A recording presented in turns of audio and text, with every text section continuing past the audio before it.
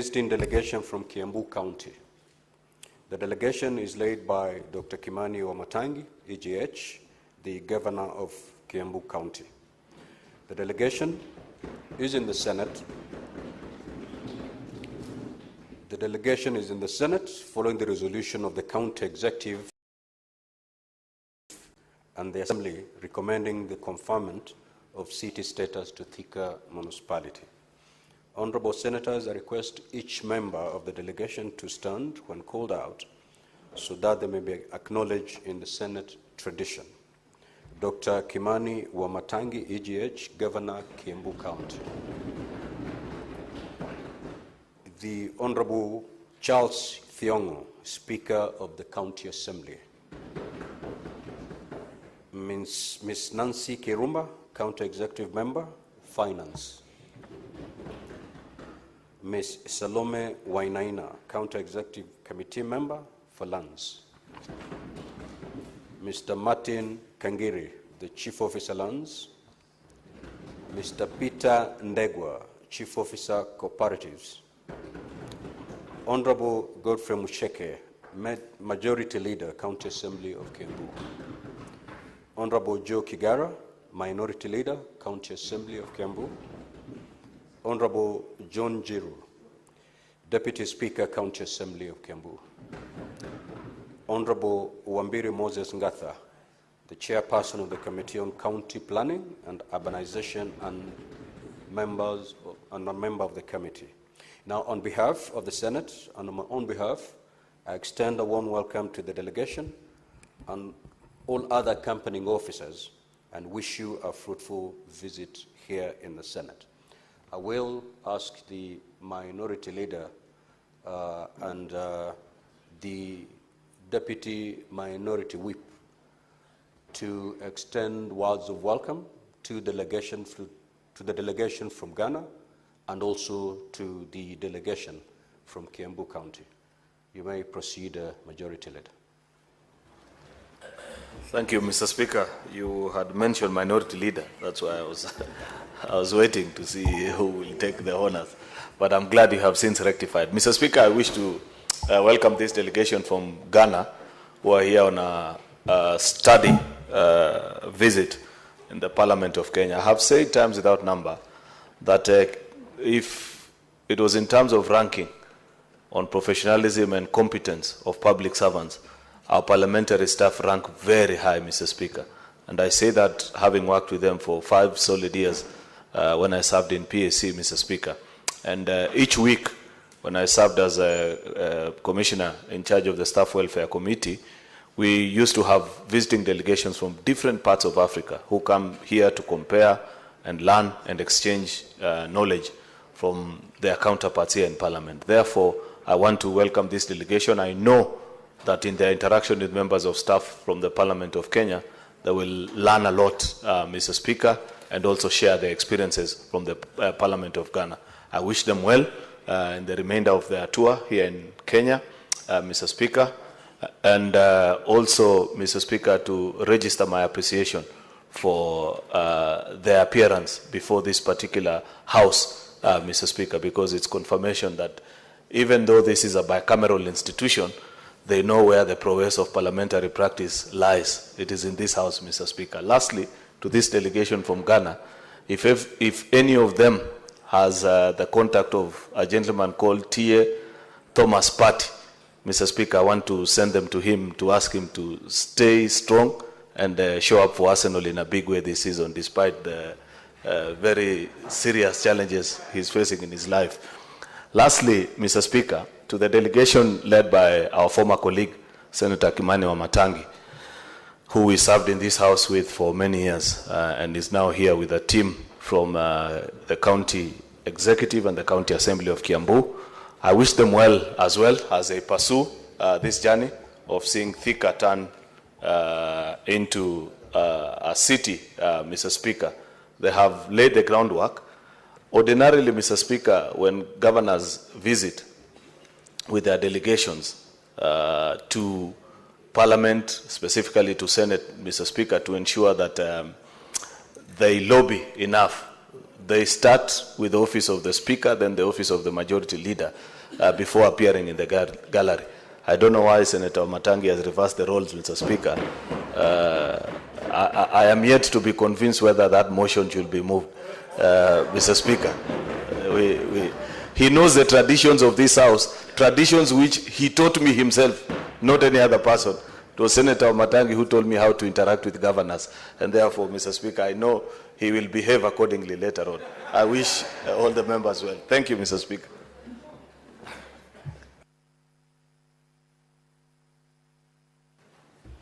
Yeah, Honorable Speaker, for the benefit of the delegation from Ghana, my name is Edwin Sifuna. I'm the Senator of Nairobi, the city where you are, and the Deputy Whip of the Minority in the Senate. And for your further information, I'm also the Secretary General of Kenya's largest opposition political party, called the Orange Democratic Movement. The reason I bring that up, Honorable Speaker, in fact, there was an invitation from the African Governance Center for my party to send representatives to Accra for a conference under the theme From Politics to Prosperity on the 12th to 14th of August. But unfortunately, we as political parties in this country are struggling with financing from the public coffers. And I had to write back and say the ODM party might not be able to participate, Honorable Speaker. So I just wanted to take this opportunity to welcome you to Kenya, to Nairobi, and to join the Majority Leader in insisting that certain traditions must be followed. Honorable Speaker, when delegations come to visit Nairobi, I think it is also incumbent upon us to make sure they visit the offices of the leadership of the city, starting with the Senator, and then I can lead you across the road to the office of the Governor of Nairobi. And in that same breath, the Honorable Wamatangi, I can also confirm, has not appeared before the office of the leadership of a minority. And I don't know why that is, because as the leader of my majority has confirmed, certain traditions have to be followed, and as a former member of this House, the Governor of Kiambu, whereas we welcome you to this House, I have also to raise those concerns that were raised by the Majority Leader, that you might be out of order, but it's not my place to declare it. Honorable Speaker, please uphold the traditions of this House and the respect for the offices that we hold in this House, because we lead and represent people. And my delegation here is asking me questions that I cannot answer. Senator Amida has asked me, why is the governor here? I'm not also aware. I've not been briefed. So, Honorable Speaker, I hope that as you enjoy the hospitality of the Senate, you will find it proper to rectify those mistakes so that we can have a proper engagement between us and your county. Lastly, Honorable Speaker, I was also very upset. Was it yesterday?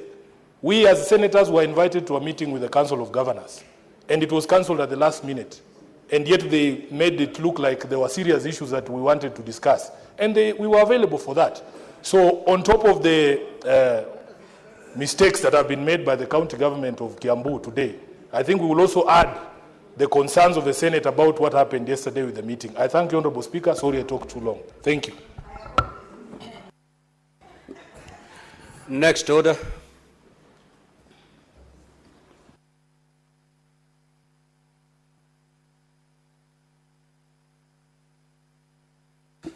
Order number 3, messages.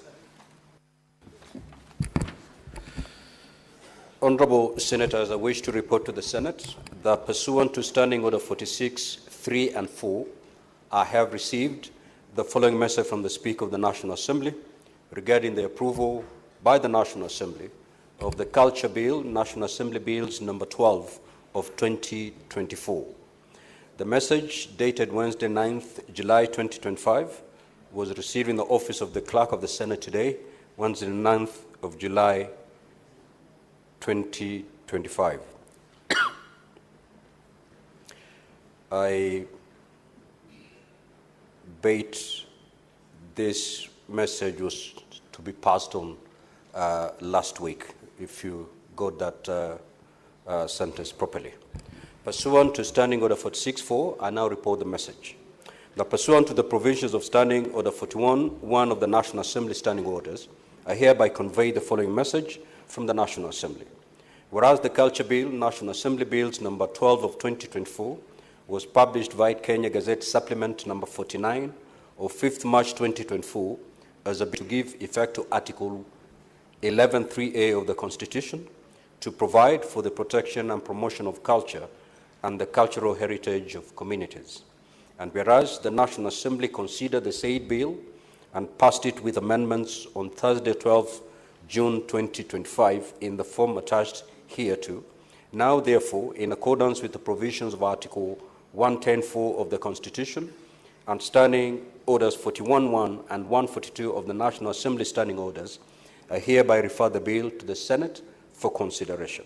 Now, Honourable Senators, pursuant to Standing Order 163, which requires that a bill which originates in the National Assembly be proceeded with by the Senate in the manner as a bill introduced in the Senate by way of first reading, in accordance with Standing Order 144, I direct that the Culture Bill, National Assembly Bill number 12 of 2024, be read a first time on Tuesday, 15th July 2025, which is today.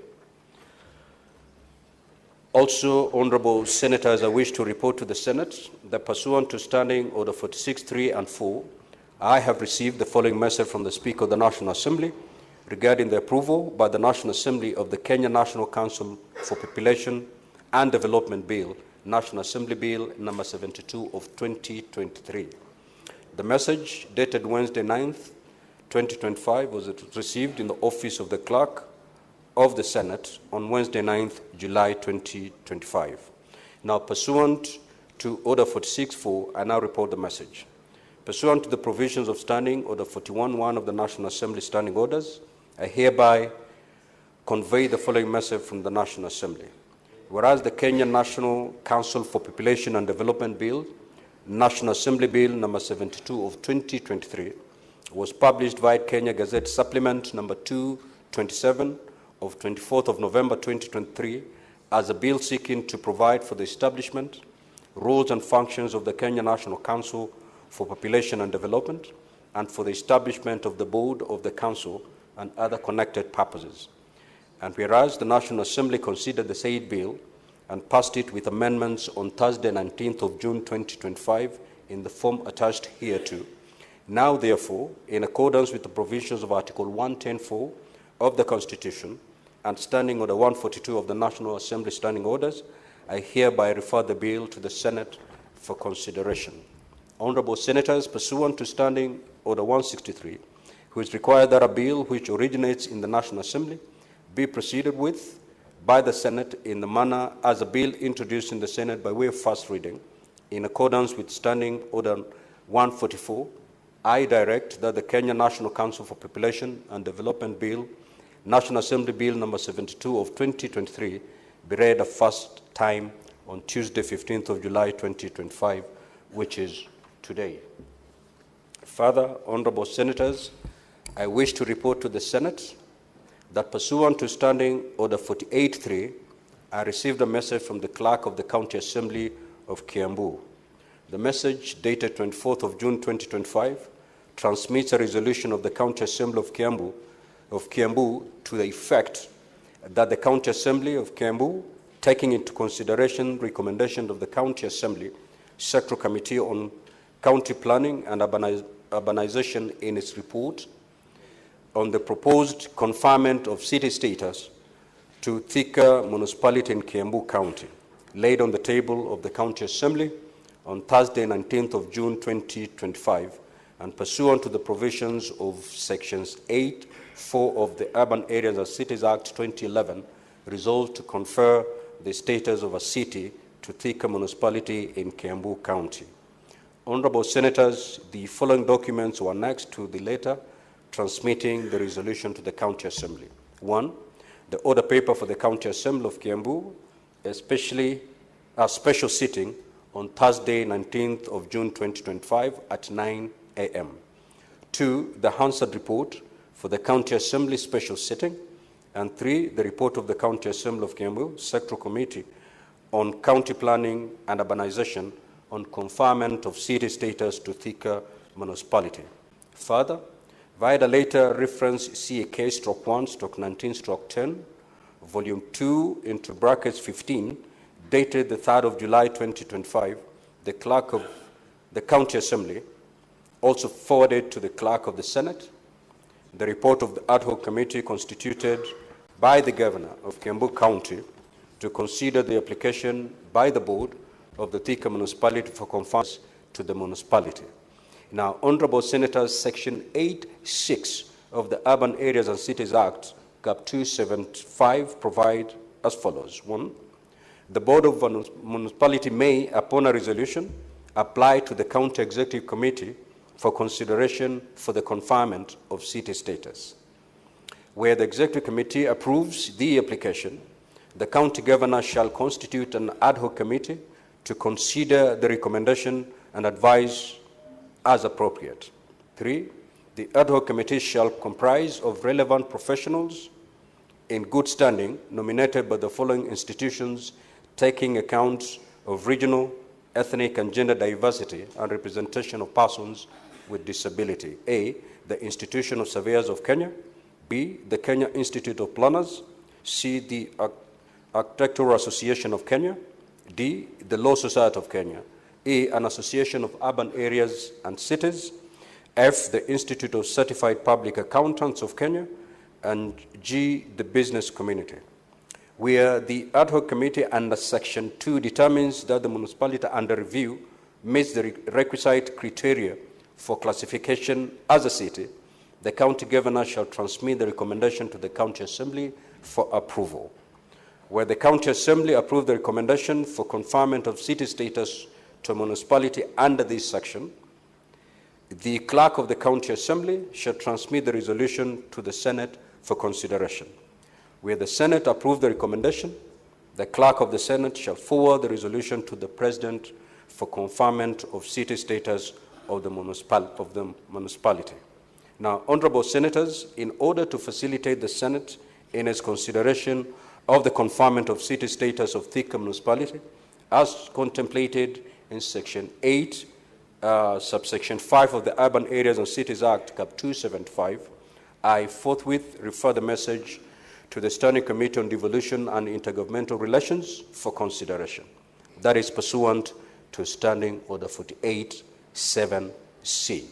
I also direct that the committee expedites its consideration of this matter and table its report for consideration by the Senate. I thank you. Next order.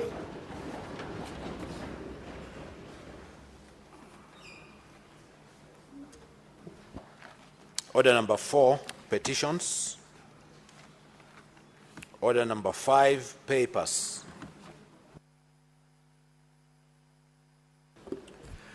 The Senate Majority Leader.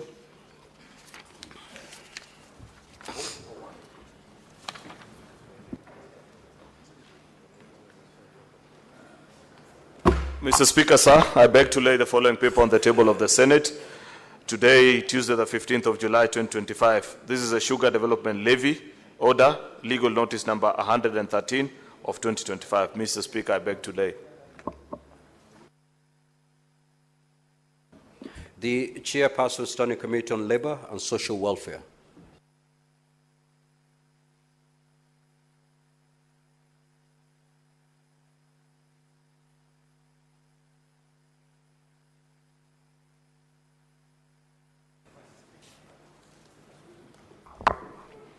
Mr. Speaker, sir, I beg to lay the following paper on the table of the Senate today, 15th July 2025. Report of the Standing Committee on Labor and Social Welfare on its consideration of the Labor Migration and Management number 2 Bill, Senate Bills number 42 of 2024. The Chairperson, Standing Committee on Finance and Budget. Thank you, Mr. Speaker. On behalf of the Chair, I beg to lay on the table of the Senate the following reports of the Senate Committee today, Tuesday, 15th of July, 2025. Report of the Standing Committee on Finance and Budget on Equalization Fund Appropriation Bill 2025, Senate Bills number 7 of 2025. Report of the Standing Committee on Finance and Budget on the County Allocation of Revenue Bill 2025, Senate Bills number 9 of 2025, and report of the Senate Standing Committee on Finance and Budget on County Government Additional Allocation, number 2, Bill 2025, Senate Bills number 8 of 2025. Thank you, Mr. Speaker. I beg to lay. Next order.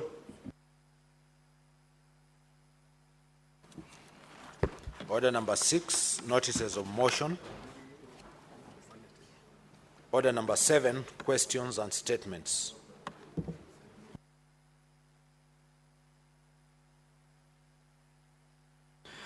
Statements pursuant to Standing Order 52-1.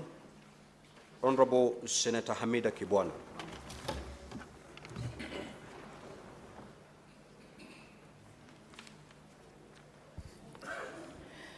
Thank you, Mr. Speaker. My statement is regarding the recent disturbing revelations concerning the conduct of Mr. Peter Ayiro, a senior teacher at Alliance Girls High School. Mr. Speaker, sir, I rise pursuant to Standing Order 52-1 to make a statement on deeply troubling revelations that have emerged concerning Mr. Peter Ayiro, a senior teacher and a long-time Christian Union patron at Alliance Girls High School, and the broader question of systemic abuse and institutional silence in girls' boarding schools in Kenya. Mr. Speaker, sir, a recent expose has brought to public attention credible and disturbing accounts from more than 24 former students and teachers detailing a pattern of grooming, emotional manipulation, and inappropriate conduct by Mr. Ayiro over a period of more than 2 decades. These acts alleged took place within the confines of the school and were enabled by a combination of unchecked influence, spiritual authority, and a culture of silence. According to the testimonies, Mr. Ayiro alleged exploited his position as a trusted teacher and spiritual leader to blur boundaries with vulnerable teenage girls, some as young as 13-year-old. Several accounts describe his use of favors, selective friendships, religious mentorships, and isolation tactics to manipulate students, many of whom later struggled with trauma, guilt, and confusion well into adulthood. Mr. Speaker, sir, what is most concerning is not only the alleged conduct of an individual teacher, but the repeated institutional failures that allow this behavior to go unchecked. Former school administrators, teachers, and even chaplains reportedly raised red flags, yet no meaningful disciplinary action or formal investigation was ever initiated. Despite multiple principals having served as the institution over this period, and despite consistent rumors, concerns, and warnings, Mr. Ayiro retained his position and influence. The Teacher Service Commission, TSC, which is mandated to uphold professional conduct and discipline in our schools, appears to have either failed to act or turned a blind eye. This points to a deeper, more entrenched systemic issue, Mr. Speaker, sir. Girls' boarding schools are meant to be safe spaces for learning and character formation. Yet this case reveals a pattern of grooming and predatory behavior that appears to have been institutionally tolerated or overlooked, raising the question of how many similar cases exist across our schools but remain hidden beneath silence, shame, or fear.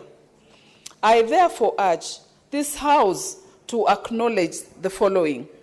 Number one, that there may be widespread failures in enforcing ethical boundaries between teachers and students in our learning institutions. Number two, that the Teachers Service Commission must urgently review its internal safeguards, reporting structures, and whistleblower protections in relation to misconduct in schools. Number three, that the Ministry of Education must audit the safeguarding mechanism in public boarding schools, especially girls' schools, and establish mandatory codes of conduct on teacher-student relations. Finally, that the culture of silence, protectionism, and spiritual manipulation in school-based religious spaces must be examined to ensure students' safety and dignity are upheld. Mr. Speaker, the bravery of the survivors who came forward to tell their stories cannot go unnoticed. We owe it to them. And to every child in our schools, we ensure that systems of accountability are not just on paper, but actively working. The Senate must now lead by example in calling for transparency, justice, and a national safeguarding framework that puts the welfare of students above the reputation of institutions or individuals. I thank you, Mr. Speaker. Senator Professor Margaret Kamar. Thank you, Mr. Speaker. Mr. Speaker, I rise pursuant to Standing Order 52.1 to make a statement on a matter of international concern regarding the recently concluded continental consultations on the draft model law on labor migration in Africa, held from the 16th to 18th of June 2025 in Nairobi, Kenya. Mr. Speaker, the consultation was convened by the Pan-African Parliament, Committee of Trade, Customs and Immigration Matters, where I sit, under the chairmanship of John Bideri, Honorable John Bideri. He was from Burundi, who is our chair in the committee. This consultation was supported by the African Union Commission and the International Labour Organization, ILO. It brought together parliamentarians. Mr. Speaker, can you protect me from members who are standing and consulting? Now, honorable senators, kindly take your seats. And may the senator be heard in silence. Proceed, Professor. Thank you, Mr. Speaker. Mr. Speaker, this meeting brought together parliamentarians, government officials, international partners, and civil society actors to review and refine an harmonized legal framework to guide African Union member states in managing labor migration in a coordinated and rights-based manner. Mr. Speaker, the draft model law has been in development for the past 2 years. Its core objectives are to provide a uniform legal tool to guide member states in enacting or aligning national labor migration laws, to promote the protection of the migrant workers' rights, encourage fair recruitment practices, support gender-responsive policies, and align national systems with international labor standards. Mr. Speaker, sir, Kenya was ably represented during the consultations. We were a delegation led by our own leader of delegation to PAP, the Senator Danson Mungatana, myself, and in his remarks, the Honorable Mungatana underscored the urgent need for legal frameworks that protect the dignity of migrant workers while positioning labor migration as a driver of socio-economic development. The consultations, Mr. Speaker, featured contributions from various stakeholders such as ILO and IOM, that's the International Organization of Migration, the African Union representatives, regional economic communities, our Ministry of Labor and Social Protection, and civil society organizations. And they noted as follows. I'll just raise a few issues. The representative of IOM, Mr. Sitome, emphasized the value of developing an Afrocentric and inclusive framework that leverages Africa's youthful population. Mr. Speaker, the representative of the AU Ambassador Harris Henry, who stressed on the effective labor migration governance to be aligned to the AU Agenda 2063 and the Sustainable Development Goals. We had also a representative from ILO, Mr. Ndaba, who called for the urgent ratification of the international labor instruments and effective policy implementation across the continent for the protection of a laborer who wants to move across. The updated model law, Mr. Speaker, now includes enhanced provisions on fair and ethical recruitment, recognition of skills and qualifications, integration of migrant workers in the host countries, and non-discrimination and equal access to social protection for the migrant workers as it is in the host country. Mr. Speaker, sir, I wish to take this opportunity to also commend our colleague, Senator Tabitha. What is the point of order, Senator, for Kilifi County? Asante Bwana Spika. Bwana Spika, utaona kwamba kama Senator anaongea katika hii hoja, utapata kwamba kuna maseneta wengi wamesimama, na hiyo ni kinyume na kanuni zetu za kudumu za sheria. Kwa hiyo ingekuwa vyema kama mmoja akiwa anaongea sote tuweze kumsikiza kwa makini na awe atasikizwa peke yake. Wale wanaotaka kuzungumza wanaweza kuendelea kuzungumza, lakini ikiwa wameketi, sio kusimama hivi namna hii. Asante Bwana Spika. No, honorable senators, the point of order that has been raised by the minority leader is extremely valid. There must be order when we are conducting our business in the House. Now, we have given a lot of latitude to members, and we are beginning to feel a little bit more comfortable in the chamber. We are consulting so loudly. We walk around, we pace from one corner to the other of the chamber.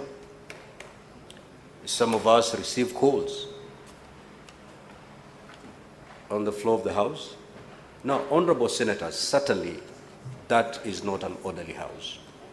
So going forward, the Presidium is going to enforce our rules, your rules, very firmly. So do not be shocked to be asked to leave the chamber just because you're standing, because you're disrupting the proceedings of the House.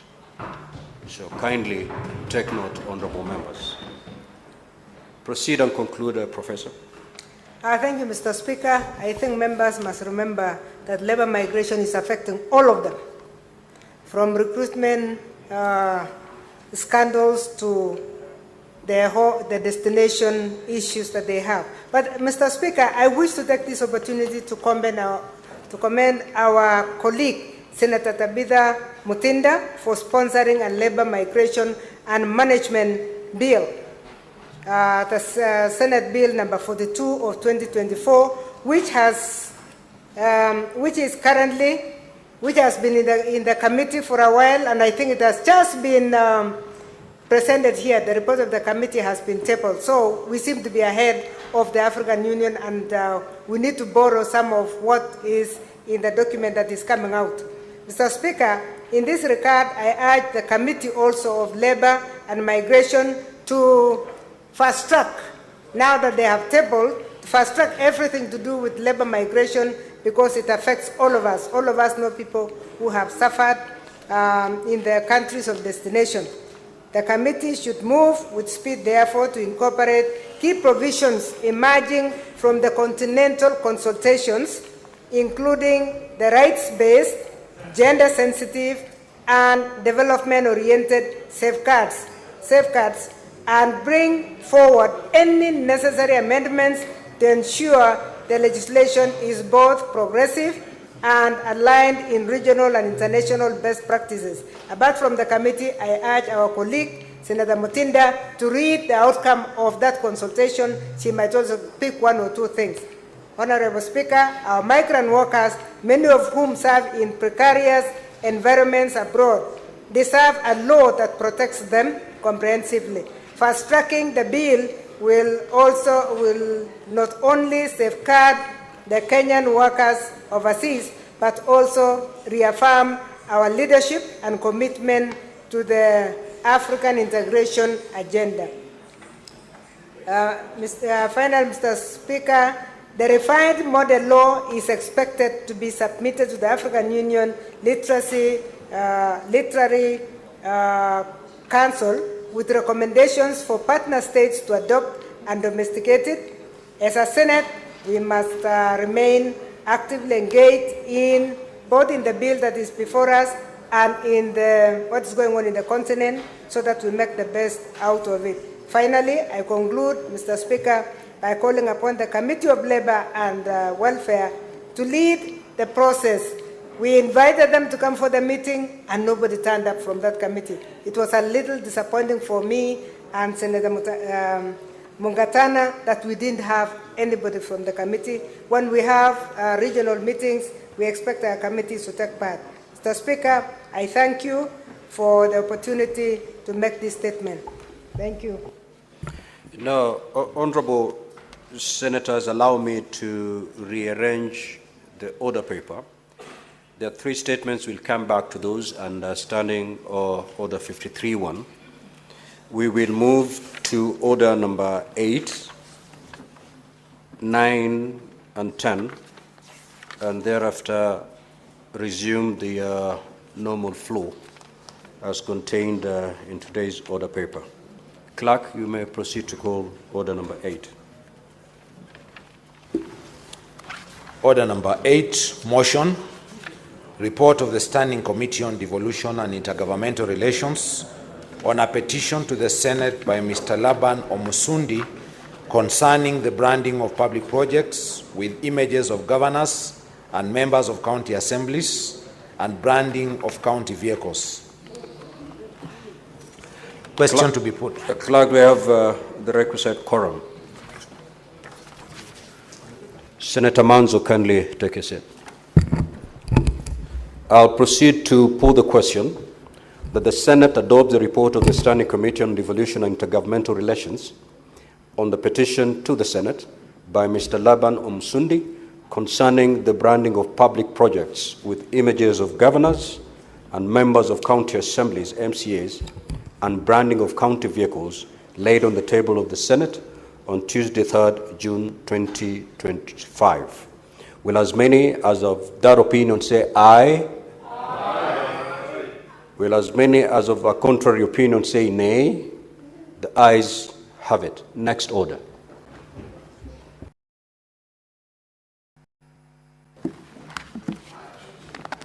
Order number 9, the Social Protection Bill, National Assembly Bills number 12 of 2025, second reading, division. Sergeant at Arms, kindly ring the division bell for 3 minutes.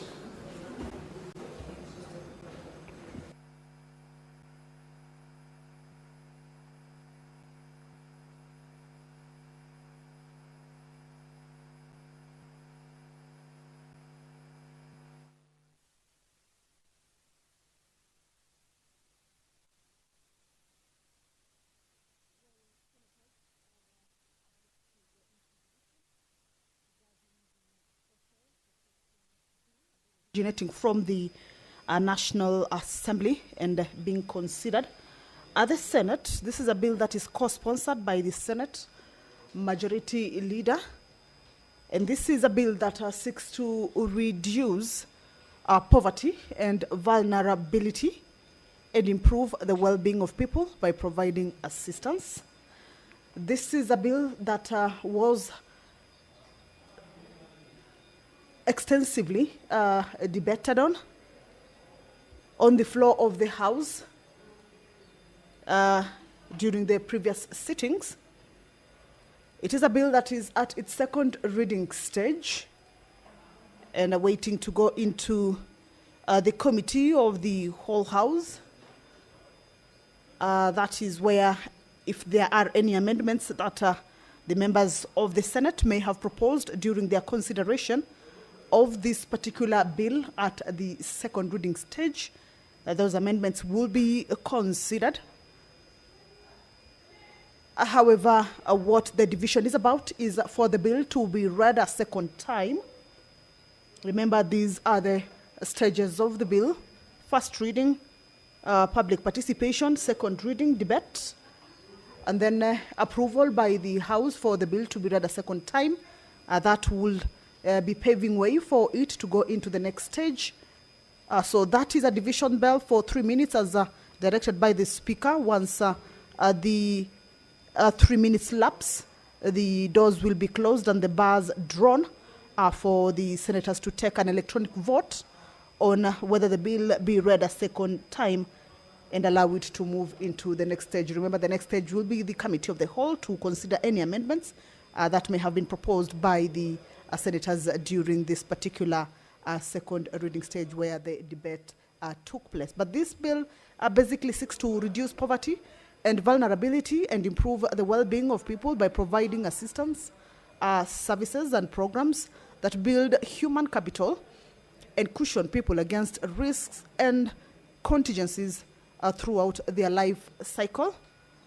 This particular bill seeks to establish the National Board for Social Protection. It will be defining its composition as well as the mandate, functions and powers and source of funds, as well as, all right, the bell has stopped. That means that the quorum has been raised or found. The members will be getting into division on the second reading of this particular bill.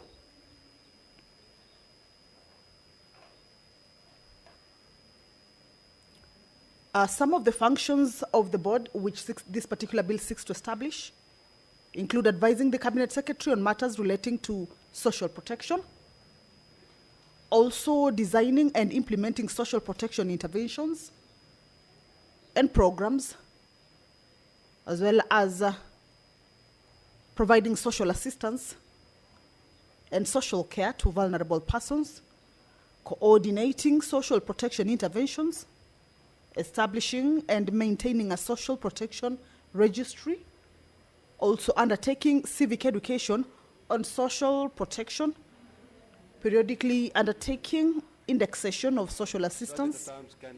All right, allow me to hand you over to the division stage. Lock the doors and draw the bar.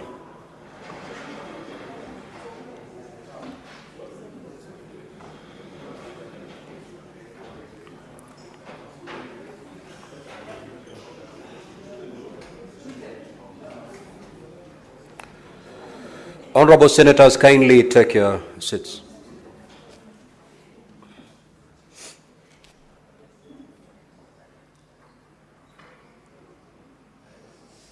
Now, Honorable Senators, voting will be done electronically. And before I put the question, kindly log out. Such at times, go around and pick any unattended card.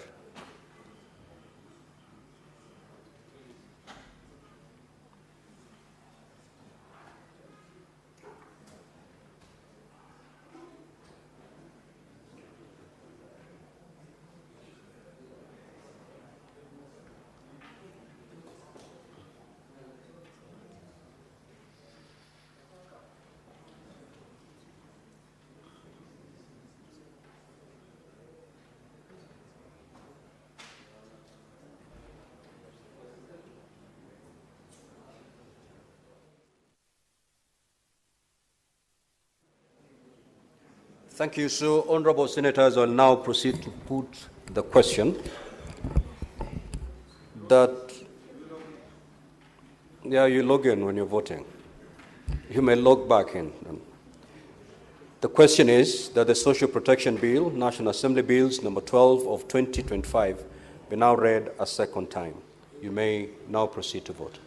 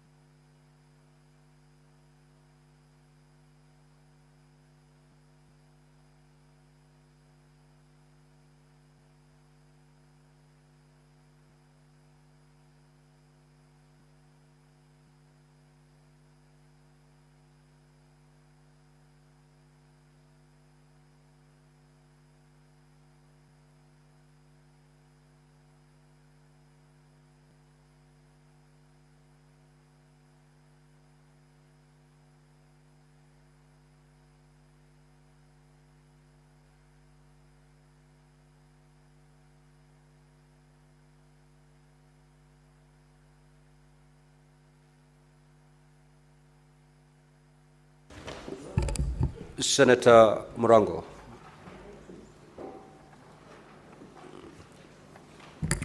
The result of the division is as follows. Ayes 29 votes, nays 0, abstention 0. So the ayes have it.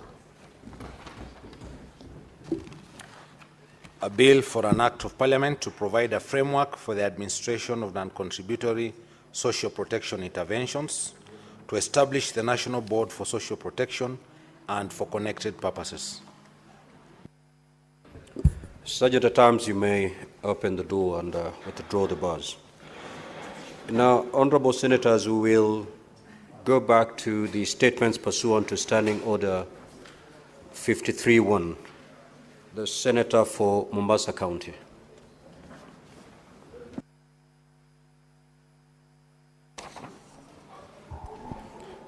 Thank you, Honorable Speaker. Mr. Speaker, I stand pursuant to Standing Order number 53-1 to seek a statement from the Standing Committee on Roads, Transportation and Housing on a matter of countrywide concern regarding the poor quality of services offered by Kenya Airways and its sister airline Jambo Jet, particularly on the Mombasa route. Mr. Speaker, Mombasa is a leading tourist city that relies heavily on both domestic and international tourism for its economic prosperity. Despite having strategic transport infrastructure, including an international airport, a world-class seaport, the standard gauge railway, and a robust road network, the Mombasa International Airport remains underutilized. This underutilization is partly due to the restrictive licensing regime and limited running rights extended to competing airlines. Consequently, Kenya Airways and Jambo Jet have maintained a de facto monopoly control over the route, which has resulted in exorbitant ticket pricing, frequent delays, and abrupt flight cancellations. The economy class fares to Mombasa routinely average 8,500 per one-way flight, and on weekends and on peak seasons can rise to as much as 25,000 shillings. These rates are not only unaffordable to many Kenyans, but also diminish Mombasa's attractiveness as a competitive tourist destination. In the statement, the committee should address the following: the justification for high ticket prices charged by Kenya Airways and Jambo Jet on the Mombasa route. Number two, whether these airlines comply with the provisions of the Competition Act regarding price setting, and whether their operations amount to cartel-like behavior. Number three, the measures in place the Ministry of Roads and Transport has taken to liberalize the Mombasa air route and facilitate the entry of other airlines to enhance competition and improve service delivery. Thank you, Mr. Speaker, sir. The Senator for Nairobi City County, the Honorable Edwin Sifuna. Thank you, Honorable Speaker. I rise pursuant to Standing Order 53-1 to seek a statement from the Standing Committee on Devolution and Intergovernmental Relations on a matter of county-wide concern regarding the status of development projects in Nairobi City County. Honorable Speaker, numerous public projects within the county have stalled, leading to significant financial losses to taxpayers, diminished service delivery, and compromised infrastructure development. There is growing concern, Honorable Speaker, from both the public and the members of the County Assembly, who I had occasion of meeting on the 13th of June 2025 at my office, that some of these stalled projects may be exploited as conduits of misappropriation or money laundering. Nairobi County already ranks highest in the National Fiduciary Risk Assessment, as was presented by the County Public Accounts Committee of this House, raising serious questions about financial governance and accountability. In the statement, the committee should address the following. Number one, the stalled projects funded through public funds in Nairobi City County, including timelines, funding status, and total projected versus actual expenditures on each of those projects. Number two, the timelines for resumption or completion of these projects and the budgetary allocations made to ensure their completion. And lastly, Honorable Speaker, we want to know the contractors paid for the stalled or incomplete projects, including the measures in place to recover public funds in cases of non-performance. I thank you, Honorable Speaker. Senator for Kakamega County, the Honorable Dr. Boni. Mr. Speaker, sir, I rise pursuant to Standing Order number 53-1 to seek a statement from the Standing Committee on National Security, Defense and Foreign Affairs on a matter of national concern regarding the loss of lives, injuries, and property destruction that was witnessed during the Gen Z-led and Sabasaba demonstrations on the 25th of June, 2025, and on the 7th of July, 2025, respectively. In the statement, the committee should address the following. 1, what is the official government account of casualties indicating the specific number of police officers and members of the public who lost their lives or who sustained injuries during Gen Z-led and Sabasaba demonstrations of June 25th, 2025 and 7th of July, 2025. 2, the estimated value of private and public property and infrastructure that was vandalized or looted during the said demonstrations. 3, the total number of persons that were arrested and charged in connection with the demonstrations for alleged unlawful assembly, alleged incitement, and alleged destruction of property or other specified charges, as well as legal standing for the charges. 4, the initiatives by the government to support families of those who lost their lives or sustained injuries during those demonstrations, and to compensate individuals whose businesses or properties were vandalized, looted, including details on any ongoing programs for property recovery. And finally, Mr. Speaker, the assessment of the government on whether the demonstrations were organically mobilized by citizens or influenced by other actors, as well as the government's strategy to address the underlying causes of recurring demonstrations and restore peace while upholding constitutional rights. I thank you. Now, honorable senators, I will allow comments for 15 minutes. And therefore, if you get an opportunity to contribute, kindly keep it under 3 minutes. Senator Cherangay. Thank you, Mr. Speaker, sir, for this opportunity. One, I want to commend the statement by Senator Edwin Sifuna and say that there are many challenges, especially in stall projects. I want to challenge Committee on Devolution, Mr. Speaker, to give us an audit of all stall projects across the 47 counties, Mr. Speaker.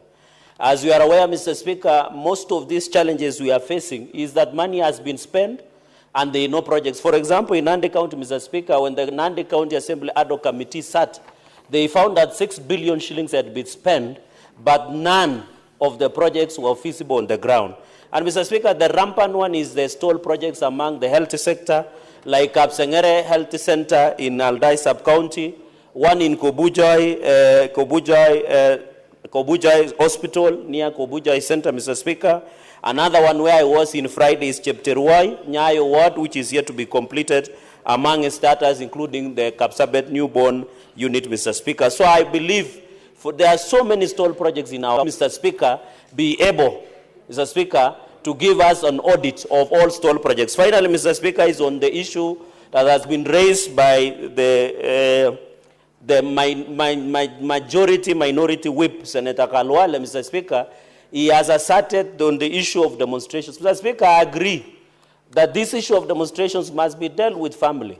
While the Constitution allows Article 37 that all demonstrations must be peaceful and unarmed, what we have seen, Mr. Speaker, is criminality.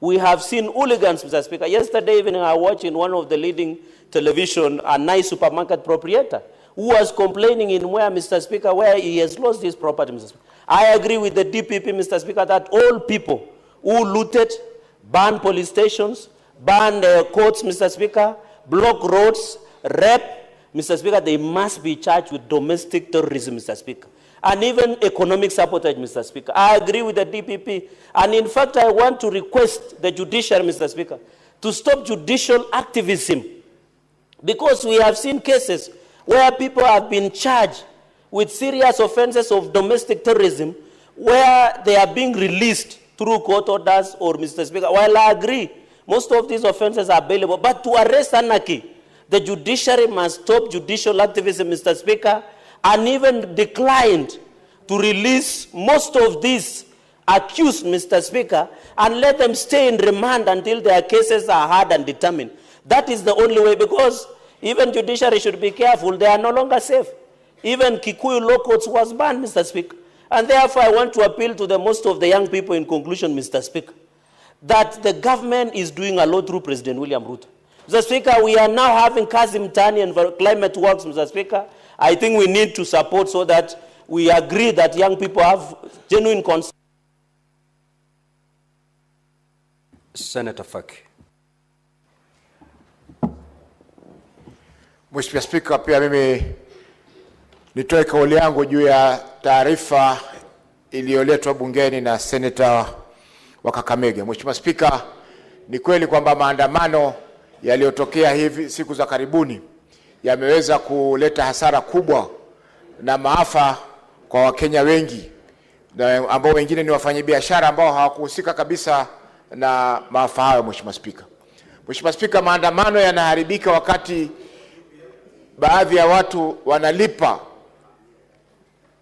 watu ambao wanajifanya wao ni polisi, wanatembea na marungu na wanazunguka kujaribu kuzuia maandamano. Mheshimiwa Spika, wakati maandamano yametolewa taarifa, ni jukumu la polisi kuhakikisha kwamba Honorable senators, ile sehemu maandamano yale yatapitia kumewekwa usalama wa kutosha, na wale waandamanaji wanaandamana kulingana na vile ambavyo taarifa wametoa kwa polisi. Lakini Mheshimiwa Spika, maandamano yetu yanaharibika wakati kwanza polisi watapinga kuweko kwa maandamano, baadaye wanashirikiana na majambazi wengine kujaribu kuvuruga yale maandamano. Hapo ndio Mheshimiwa Spika, vurugu zinatokea na watu wanapoteza mali na vijana wanapigwa risasi bila hatia yoyote. Mheshimiwa Spika, agizo la hivi karibuni kwamba watu wapigwe risasi kwa miguu ni agizo ambalo Mheshimiwa Spika ni hatari sana, kwa sababu hata kwenye mguu kuna viungo muhimu ambavyo ukiviathiri mtu yule anaweza kupoteza maisha. Mheshimiwa Spika, unaweza kupigwa risasi ya mguu, Mheshimiwa Spika, ukavuja damu kupita kiasi na ukapoteza maisha. Kwa hiyo Mheshimiwa Spika, kupiga kama vile mwenda zake Rex Masai alipigwa kwa mguu na akafariki, Mheshimiwa Spika. Kwa hivyo agizo la kupiga risasi, Mheshimiwa Spika, ni agizo ambalo ni hatari kwa vijana wetu. Mheshimiwa Spika, maandamano, wengi wanaandamana Mheshimiwa Spika, kikubwa walicho nacho labda ni simu zao, sababu wengi wanataka kuona ile action ya maandamano. Lakini swala la kuwapiga risasi, Mheshimiwa Spika, ni jambo ambalo halifai katika nchi yetu. Tunakiuka katiba yetu, tunakiuka haki za binadamu. Mheshimiwa Spika, asante kwa kunipa fursa hii. The Senate Majority Leader. Mr. Speaker, I rise to give support to the statement by Senator Faki on access to the port city of Mombasa.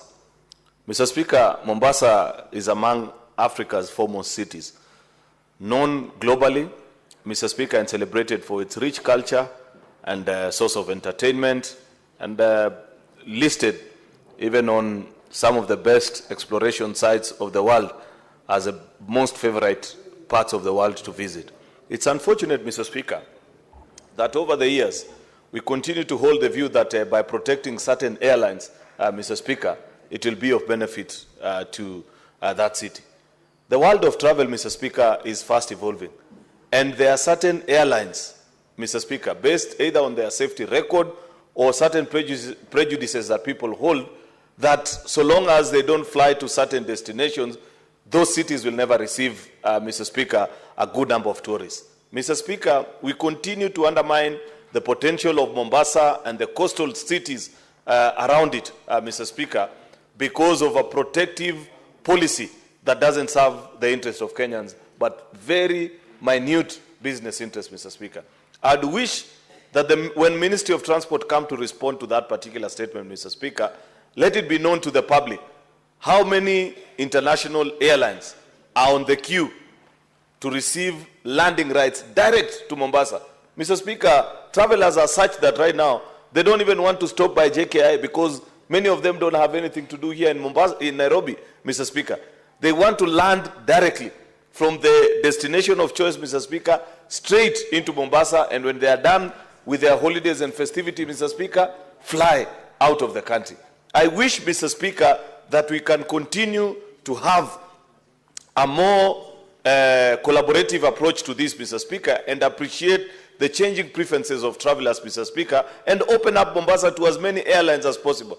There are much more smaller cities of even lower profile, Mr. Speaker, that are threatening the prominence of Mombasa, Mr. Speaker, due to this very backward policy. It is my hope, Mr. Speaker, that the Committee of Transport chaired by Senator Eddy will help the country in unraveling this mystery and ensure that we open up Mombasa, Mr. Speaker, for the sake of tourism numbers. The 2 million that we receive in this country, Mr. Speaker, we can receive double of that only in Mombasa alone, Mr. Speaker, if we make it open and ensure that tourists can access it as easily as possible. I hope the Transport Committee will do justice to the people of the coastal region. I thank you, Mr. Speaker. Senator Manzo. Thank you, Mr. Speaker. I would like to make a comment on Senator Halwale's request for statement. Mr. Speaker, all of us should be able to adhere to the rule of law. The Constitution is clear. And whenever somebody offends the law, they should be able to face the law fairly so. Mr. Speaker, what we have seen now is unprecedented. It did not happen during the time of President Kibaki, nor did it happen during the time of President Uhuru. Ordinarily, the Public Order Act is very clear on what should happen on demonstrations. It amplifies, although it's an old act, Article 7 of the Constitution, and ordinarily, if a demonstration turns chaotic, a police officer, the rank of OCS, should be able to give a proclamation and give people time to clear. But unfortunately, because I've participated in this occasionally, it will always start with a bullet fired or a tear gas, and that's what will irritate the otherwise peaceful crowds, and also penetration by other people who are not part of the demonstrations. There are no regulations in relation to this. The regulations which are there were made by the Honorable Amos Wako over 20 years ago. They have expired. The minister is charged has not come to renew them through the Committee of Delegated Registration, although they have gotten a leeway of 2 years or so to do so, which now are expiring.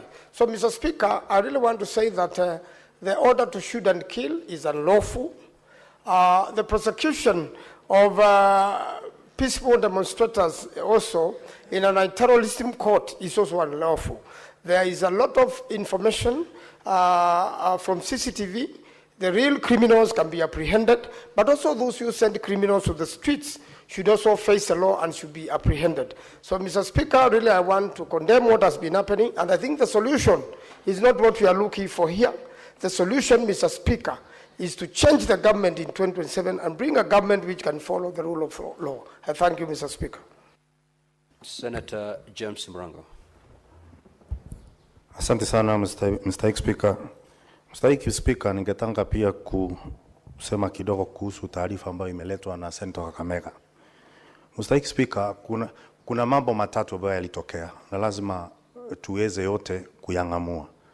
Ya kwanza ni kwamba kulikuwa na maandamano ya Gen Z, kulikuwa na wakora walioingilia maandamano ya Gen Z, na kuna wakora pia, na kuna wale ambao wengine wapita njia ambao walikuja kupata kufa na wako katika maandamano. Mr. Speaker, Nasema hivyo kwa sababu kuanzia kesho nitakuwa tunaanza mashishi ya waine ambao waliuawa. Na wengi wao wako na miaka 20, Mr. Speaker. Na wengi wao walipatikana na risasi wakiwa wengi manyumbani na wengine katika makazi yao. Mr. Speaker, kama viongozi ni vizuri pia tungamue mbivu na bichi. Na nimeona wengi wakisema kwamba watu wauliwe. Watu wanafaa kuwa sisi sote ni watarajiwa katika kifo. Na kuna miti na komaa mahali ya kutengeneza jeneza zetu wakati tutakapokufa. Na kwa hivyo ni vibaya kati kiongozi kusimama na kusema watu wauliwe. Kwa nini nasema hivyo? Hizo Mheshimiwa Speaker ni kama hile inaitwa ila ya kwapa kunuka pasipo kidonda. Unapata watu wanafikiria wale wanauliwa ni wale, lakini sio sisi. Mr. Speaker, katika waini ambao nimetanja hapa, na ndio vizuri report tuweze kuletewa hapa. Moja, tumeshinda siku nzima tukitafuta cheti ya umbi ili aweze kufanywa upasuaji hauliwe. Alikuwa anafanya kazi katika Saimba. Lakini wale wote walio sijasikia mtoto wa kiongozi ambaye ameuliwa na bunduki, Mr. Speaker. Chambilecho kwamba kuku maskini hatagi na akitaka angui na akiangua vifaranga uliwa na mwewe. Sasa wale maskini vifaranga vyao ndio vimeenda. Tungeomba kwamba tuwe kimya na tusiongee maneno mengine ya kuudhi ili tuweze kuwafanya waomboleze na kuzikana kwa amani, Mr. Speaker. Lakini Mr. Speaker, tumepewa leo kisu, tunanoa msumeno. Tuchunge isije ile msumeno ndio itakuja kukata msitu tunaojificha na kuachwa uchi. Mr. Speaker, anayeogelea baharini kwa kutegemea mawimbi, wakati anaposhuka akiwa hana nguo, uchi wake huonekana mchana peupe. Kwa hivyo ni vizuri tuchunge maneno tunayosema, wakora washikwe, wenye waliharibu mali na kuimba vitu na kuvunja mali ya umma, hiyo naunga mkono kabisa. Lakini pia waliouliwa pasipo sababu, familia siweze pia kupewa ridhaa ili waweze kutulia na waweze kuendelea na maisha ya wata kama tuweze rudisha uhai wao. Asante sana Mr. Speaker. Senator Allocation.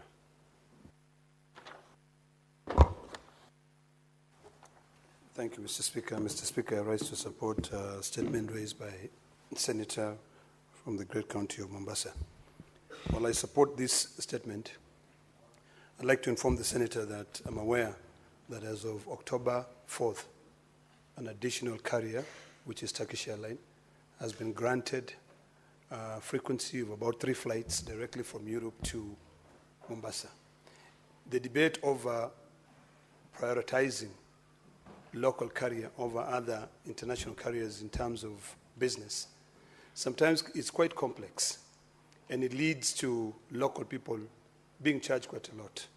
So it is imperative that, although I appreciate the work which is being done by the Cabinet Secretary for Transport in terms of opening our skies, it is also important for us to ask ourselves whether Kenya Airways can be saved. And I think this is where the debate is on why it costs 25,000 shillings one way, where in Europe you could fly from London to Milan for about $300.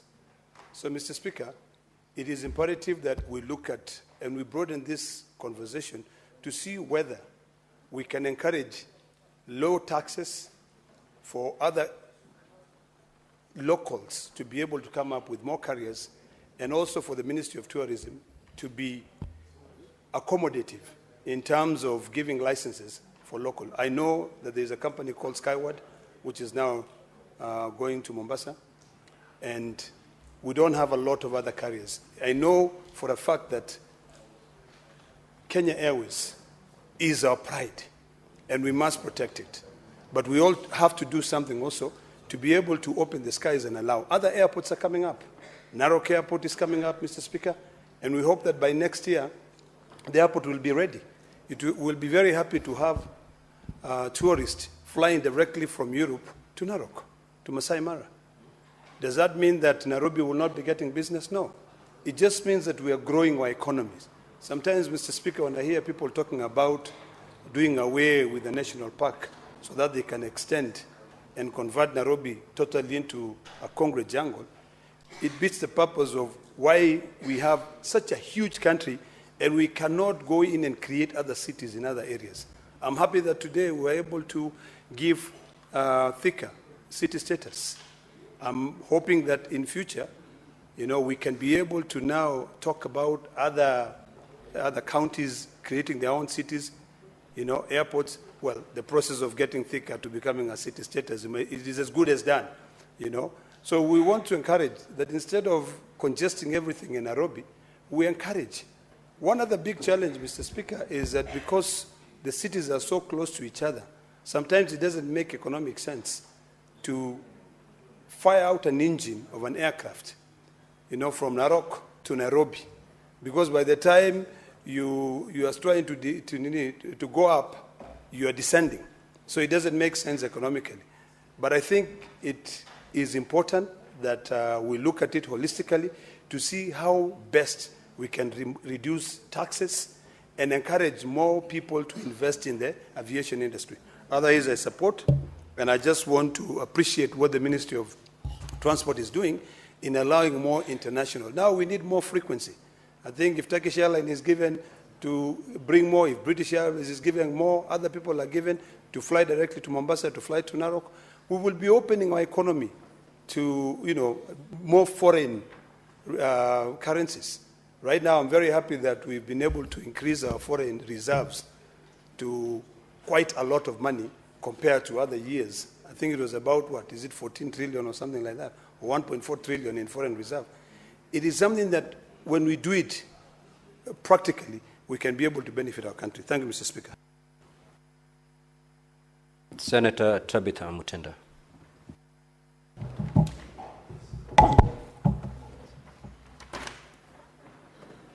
Thank you, Mr. Speaker. Allow me to support the statement by Senator Kamar in regards to the consultation of the draft model of the law of labor migration.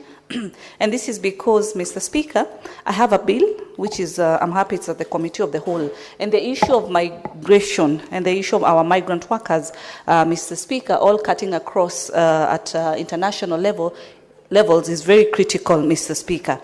I'm happy that she's able to note also that I've been able to make severe strides, and I also request that the same priority be put by the Committee of the Labor and Social Welfare, because matters that are affecting our migrant workers across the country, Mr. Speaker, are very critical. We've seen families, some that have really positively succeeded working in the Gulf countries, others that have also suffered in one area or the other. But because these are our brothers and sisters from the different countries, but more specifically because my bill touches our Kenyan brothers and sisters who've traveled out there. It is a bill that gives them an opportunity to be treated fairly and with the right standards as other African countries, the same way they are treated. It would be very unfair, Mr. Speaker, whereby a Kenyan employee out there is really paid peanuts, while the same counterpart coming from a different country is paid higher, simply because we've not been able to negotiate correctly. But I'm happy that this bill is in place. It has been well embraced, and I also ask the ministry to keep up the same speed. Allow me to also to touch on the statement by Senator Hamida in regards to Mr. Juan Peter Ayiro, of a senior teacher at Alliance Girls High School, Mr. Speaker. We were able to see... Senator Muma. I hadn't finished, Mr. Speaker, because the majority whip just called me out and said order, and so Senator for Kakamega, if you have a point of order, you know what to do, but you do not exchange directly with your colleague. Proceed, Senator Mutenda. Proceed.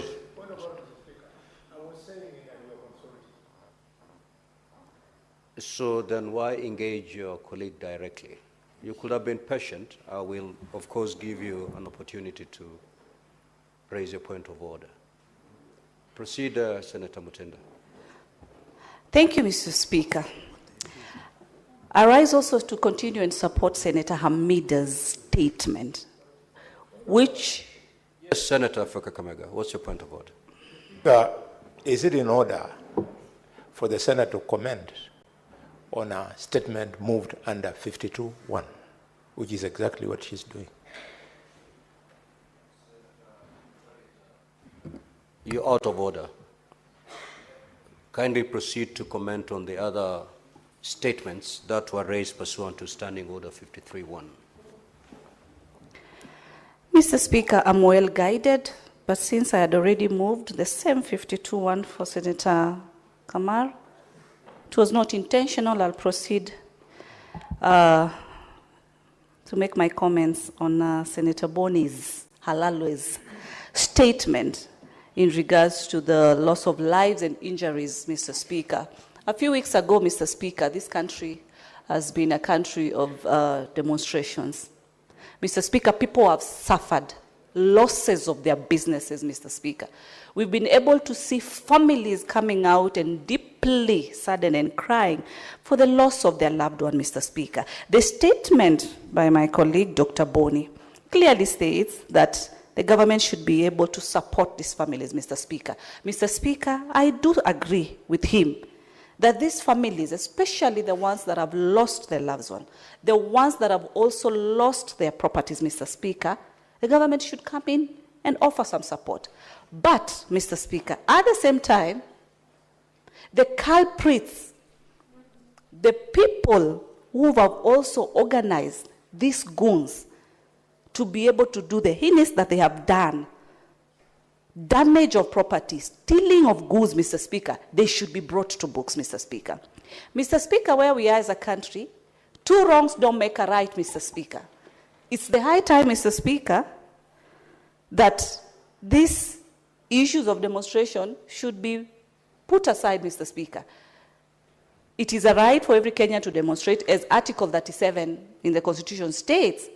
But at the same time, I mean, the way to go should be talks and negotiations, so that instead of our people going to the streets, solutions are offered, Mr. Speaker. And it's in that regard, Mr. Speaker, I want to state that at the end of the day, this is our country. Senator Muma.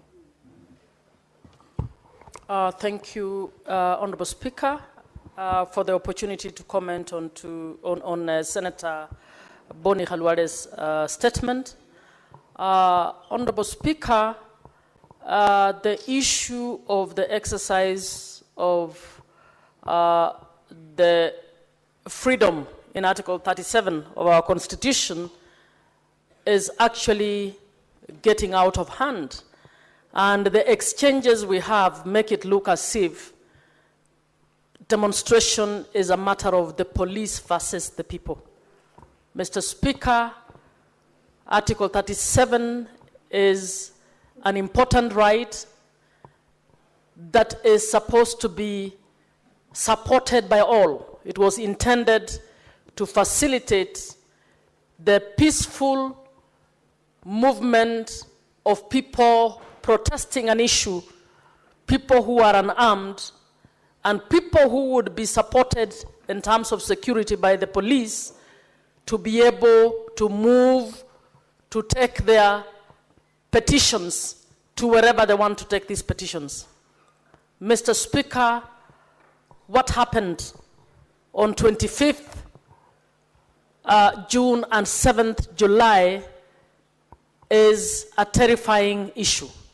Mr. Speaker, we saw excesses by the police, but we also saw excesses by the ordinary people.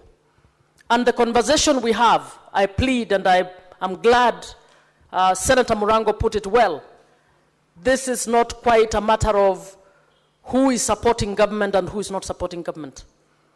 I think everybody from both aisles or from whatever political persuasion you come from should see the wrong in excessive use of forces by the police. We should also be able to see the wrong in the incitement and arming of young people and getting them to destroy property. So whoever organized goons, whether it was whatever political persuasion they came from, is wrong to have done what they did. We need as a house to be able to hopefully get back the country to understand that in Article 37 there is a right. But for all those who are involved, the police, the demonstrators, they also have individual rights, none being more superior than the other. That we need to move to a level where we respect this. Honorable Speaker, it is my hope that the Committee on Security will objectively look at this issue, will help us as a country to be able to call out those who fell short of the standard, regardless of whether they belong to government or not, and will help us to bounce back on the track of what was intended when we as the people of Kenya put Article 37 within the Constitution. Allow me also to support Senator Faki on his statement. It is my view that our local carrier is actually becoming so expensive that you wonder when you buy a ticket, a KQ ticket, to Mombasa, even to Kisumu, you might as well be buying a ticket on another airline to go to Uganda or to go to West Africa. Senator Kisang. Thank you, Honorable Speaker. Honorable Speaker, I also rise to support Senator Faki's statement. Honorable Speaker, a country like Mauritius with a population of 2.3 million people receives more visitors than Kenya that has over 55 million people, Honorable Speaker. It is important that we open up the airport of Mombasa to other airlines to fly directly, Honorable Speaker, because most of the tourists who come to our country, most of them, they target Mombasa. So why don't we then basically allow them to fly there directly so that we can increase the number of tourists that are coming to the country from the current 2 million to maybe 5 or even more, Honorable Speaker. And this will create other opportunities. Our tourism, our hospitality sector in the coast, both Kwale, Kilifi, Mombasa, and even up to Lamu, Honorable Speaker, will grow. And when they grow, we'll have growth in terms of employment for our youth, because the reason why our GNCs have been in the streets, it's because of unemployment. But when we open up that part of the country, Honorable Speaker, we'll generate a lot of employment, will generate a lot of revenue for the country, will also, even in terms of tax collection, it will go up, Honorable Speaker. Honorable Speaker, it is important to know also, when more airlines fly directly to Mombasa, directly, Honorable Speaker, Kenya Airports Authority will also have to expand the airport. And when they expand the airport, basically there'll be additional opportunities by KA to employ.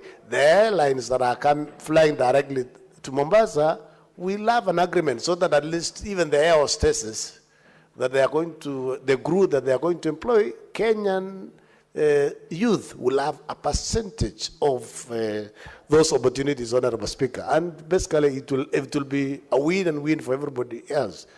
Nairobi is not going to be lesser by flying directly to Mombasa. Honorable Speaker, it's also important to maybe call KQ to order, Honorable Speaker. This airline, the delays that are there are too much. In fact, in Kenya, I remember 80s, 90s, KQ was called the bride of Africa. But I don't think we are proud even now to say KQ is the bride of Africa, Honorable Speaker. I remember sometimes last year when you sent me to Zambia, and then several of us, we came to Counter International Airport around midnight because the flight was supposed to be at 2 a.m. And then we are put there for 8 hours. There is no explanation. Even flights, the local flights from JKI to Mombasa, from JKI to Kisumu, there are so many delays, and KQ don't even have the courtesy to apologize for the delays, Honorable Speaker. And finally, Honorable Speaker, the one on Kalwale's statement, Honorable Speaker, I remember 1990, 1991, 92, Honorable Speaker, when there were demonstrations, the opposition then used to go to Kamukunji and make all the statements there and go home peacefully, Honorable Speaker. I don't know what has become of late. for the last 5, 6, 10 years, our demonstrations have taken a different turn, not like the organized one for 1990, 91, 92, and around up to maybe around 1995, Honorable Speaker. We need to look into this so that we don't destroy property. We demonstrate peacefully as anticipated in Article 37 of the Constitution, Honorable Speaker, without injuring the rights of other Kenyans, Honorable Speaker. Thank you. Senator for Kilifi County, the minority leader.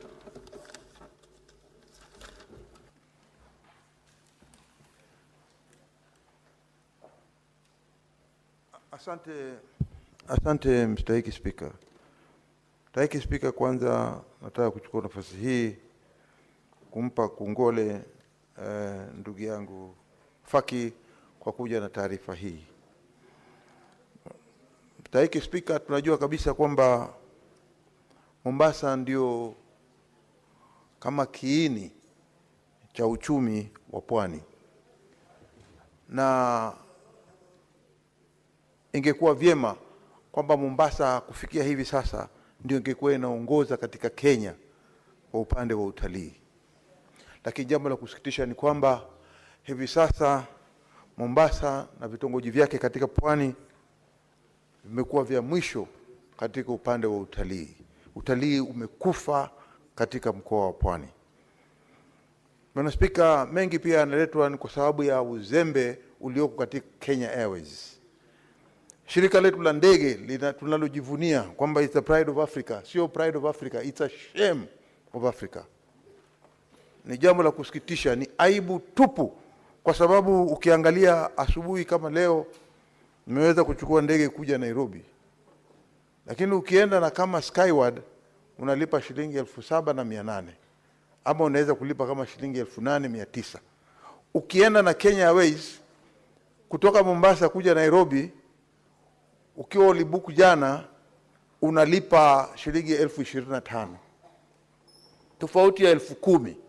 Hiyo ni mara mbili ya safari ya kutoka Mombasa kuja Nairobi na kutoka Nairobi kwenda Mombasa. Jambo la kusikitisha.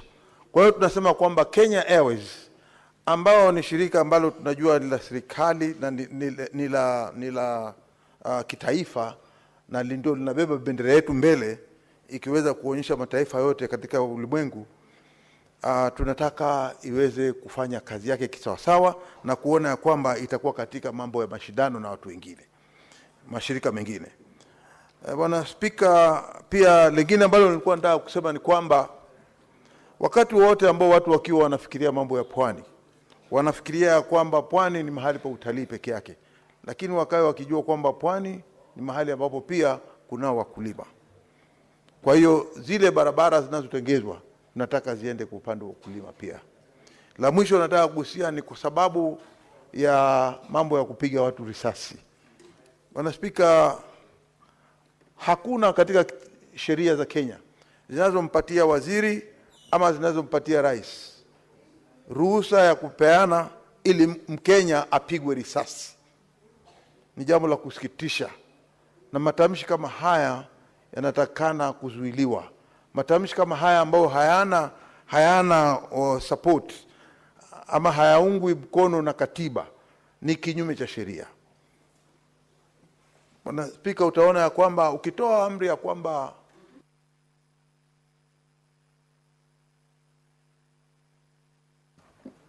Senator Kinyua. Asante Bi Spika kunipa fursa hii. Kuanzia mwanzo nataka kuunga mkono taarifa iliyoletwa na Senator Boni kuhusu maandamano. Bi Spika, katika kipengee cha 37 kinakubali maandamano ya amani, na hiyo inakubalika Bi Spika, lakini inavunja moyo sana Bi Spika ukiona watu wanaandamana, wengine wanaandamana kwa amani ilhali unapata kuna wale wahuni. Lakini kile kinavunja moyo sana ukitembea Nanyuki, kwa sababu kulikuwa na yale maandamano ya Sabasaba. Kuna msichana wa miaka 24 ambaye anaitwa Julia Njoki. Ndiyo alishikwa akapelekwa kotini na akahukumiwa.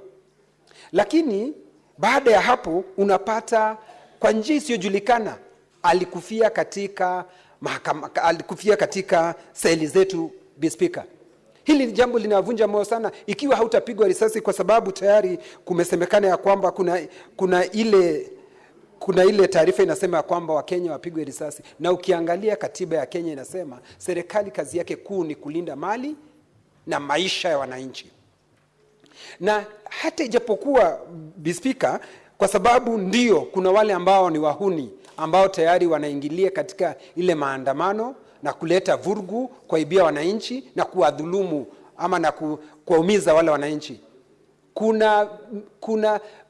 Kuna mfuatilio ambao unapaswa kufuatwa, washikwe wapelekwe kotini na wahukumiwe, Bi Speaker, kwa sababu katika sheria zetu zinasema ya kwamba wewe unaonekana kwamba bado haujafanya kosa ni mpaka upelekwe kotini na wanasheria wafanye kazi yao, Bi Speaker. Si Julian Njoki peke yake, Bi Speaker. Kijana wa kidato cha 3 ambaye anaitwa Thomas Gashwara alipigwa risasi na kuuawa Sabasaba, Bi Speaker. Unajiuliza kijana kama yule anaweza kuwa amebeba nini ama anaweza kufanya nini? Kwa hivyo hii mambo ya kuwashambulia watu wakiwa kwa maandamano, Bi Speaker, ilhali unaona wale wahuni wanaendelea kufanya kazi yao bila ya kuonekana wakiwa na mtu yeyote ambaye anawasimamisha. Bi Speaker, jana niliangalia nikaona ya kwamba nyanyake Julian Njoki ni mama mkongwe. Hata yeye alikuwa akipigwa na tear gas akitetea haki ya mjukuu wake. Na baba ya mtoto huyu ndiye chifu wa sehemu hiyo, Bwana Martin Kariuki Rienye, Bi Speaker. Kwa hivyo unaona hiyo inavunja, hata mfanyikazi wa serikali anavunjwa moyo na hawa maafisa wa usalama ambao wanapenda kupiga watu risasi, Bi Speaker. Kwa hivyo hili ni jambo ambalo halipaswi kukubalika. Kamati ambayo inahusika, kamati ya usalama, wanapaswa waangalie haya mambo kwa undani, waweze kujua haya maandamano, Bi Speaker, wahuni ni akina nani, wale ambao wanafanya, wale ambao wamekuja kuleta dua zao. Kuna wale ambao wamekuja. Senator Mungatana. Thank you, Madam Speaker, for giving me the opportunity to take the floor and support the statement by Professor Margaret Kamar on labor migration, the consultations that were made by Pan-African Parliament recently here in Nairobi on the 16th of June. Madam Speaker, I watched with consternation about 2 days ago when the Greek Prime Minister was speaking to his parliament amid huge cheering. And he said that Greece will no longer provide an easy access to Europe from North Africa. And he said again, amongst huge cheering from the members of parliament, the Greece parliament, that they will be detaining every person who crosses from Morocco, from Sudan, from South Sudan, all those who from Libya, all those people who make their way to Europe through Greece. They will create special detention camps. Mr. Speaker, Madam Speaker, what this communicates is that time has come for Africa to seriously consider developing migration laws for labor that make it easier to come and work in other parts of Africa as opposed to going to Europe. The days when Europe was the glamorous place that people used to hope to go to, they are over. They are also experiencing lots of problems. Trump has put very serious taxes on importation of their goods. They are having their own economic problems, and they're trying to find a way of answering those problems by making it look like it is migrant labor force that is bringing the problems to Europe. Madam Speaker, these consultations that were sponsored through Pan-African Parliament must be taken very seriously.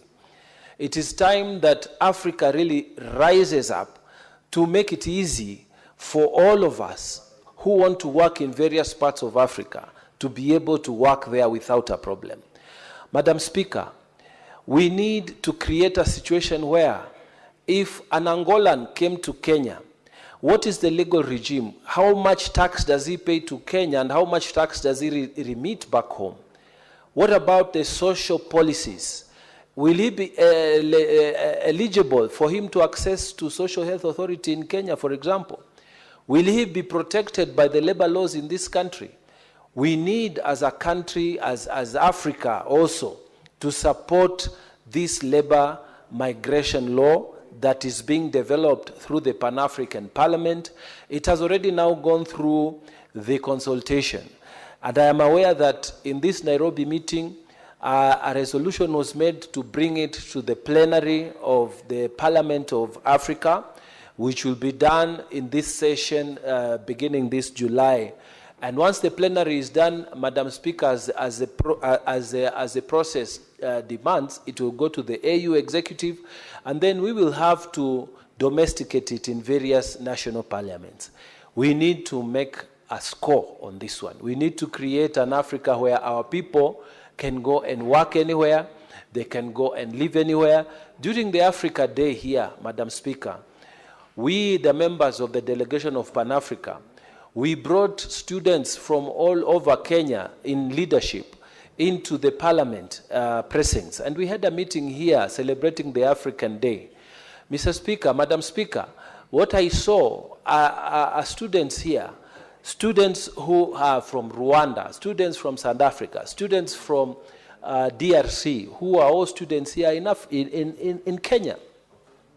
These students, Madam Speaker, they will meet their spouses here. Why should we make it so difficult for them to be?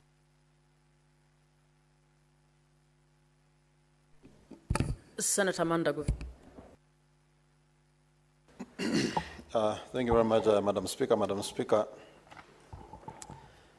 I rise to support the request for statement by Senator Boni Alwale, Madam Speaker, with a bit of concern in some of the areas the Senator is asking. Madam Speaker, we truly understand that indeed it is a constitutional right for people to picket and seek for their rights, Madam Speaker. But Madam Speaker, when we are talking about vandalism, destruction of property, Madam Speaker, it should be clear that the law provides for government to protect its citizens and property, Madam Speaker. And Madam Speaker, any action the government then takes to protect the citizens' lives and their property, Madam Speaker, should also be applauded in the same measure that the government is being criticized for taking action.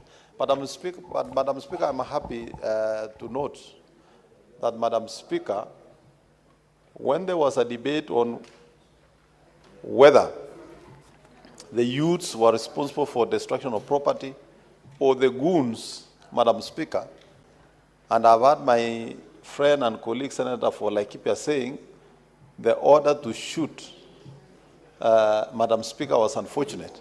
But Madam Speaker, I think that order is the reason why the owner of the goons, Madam Speaker, has announced that the demonstrations and the destructions of property must stop, Madam Speaker.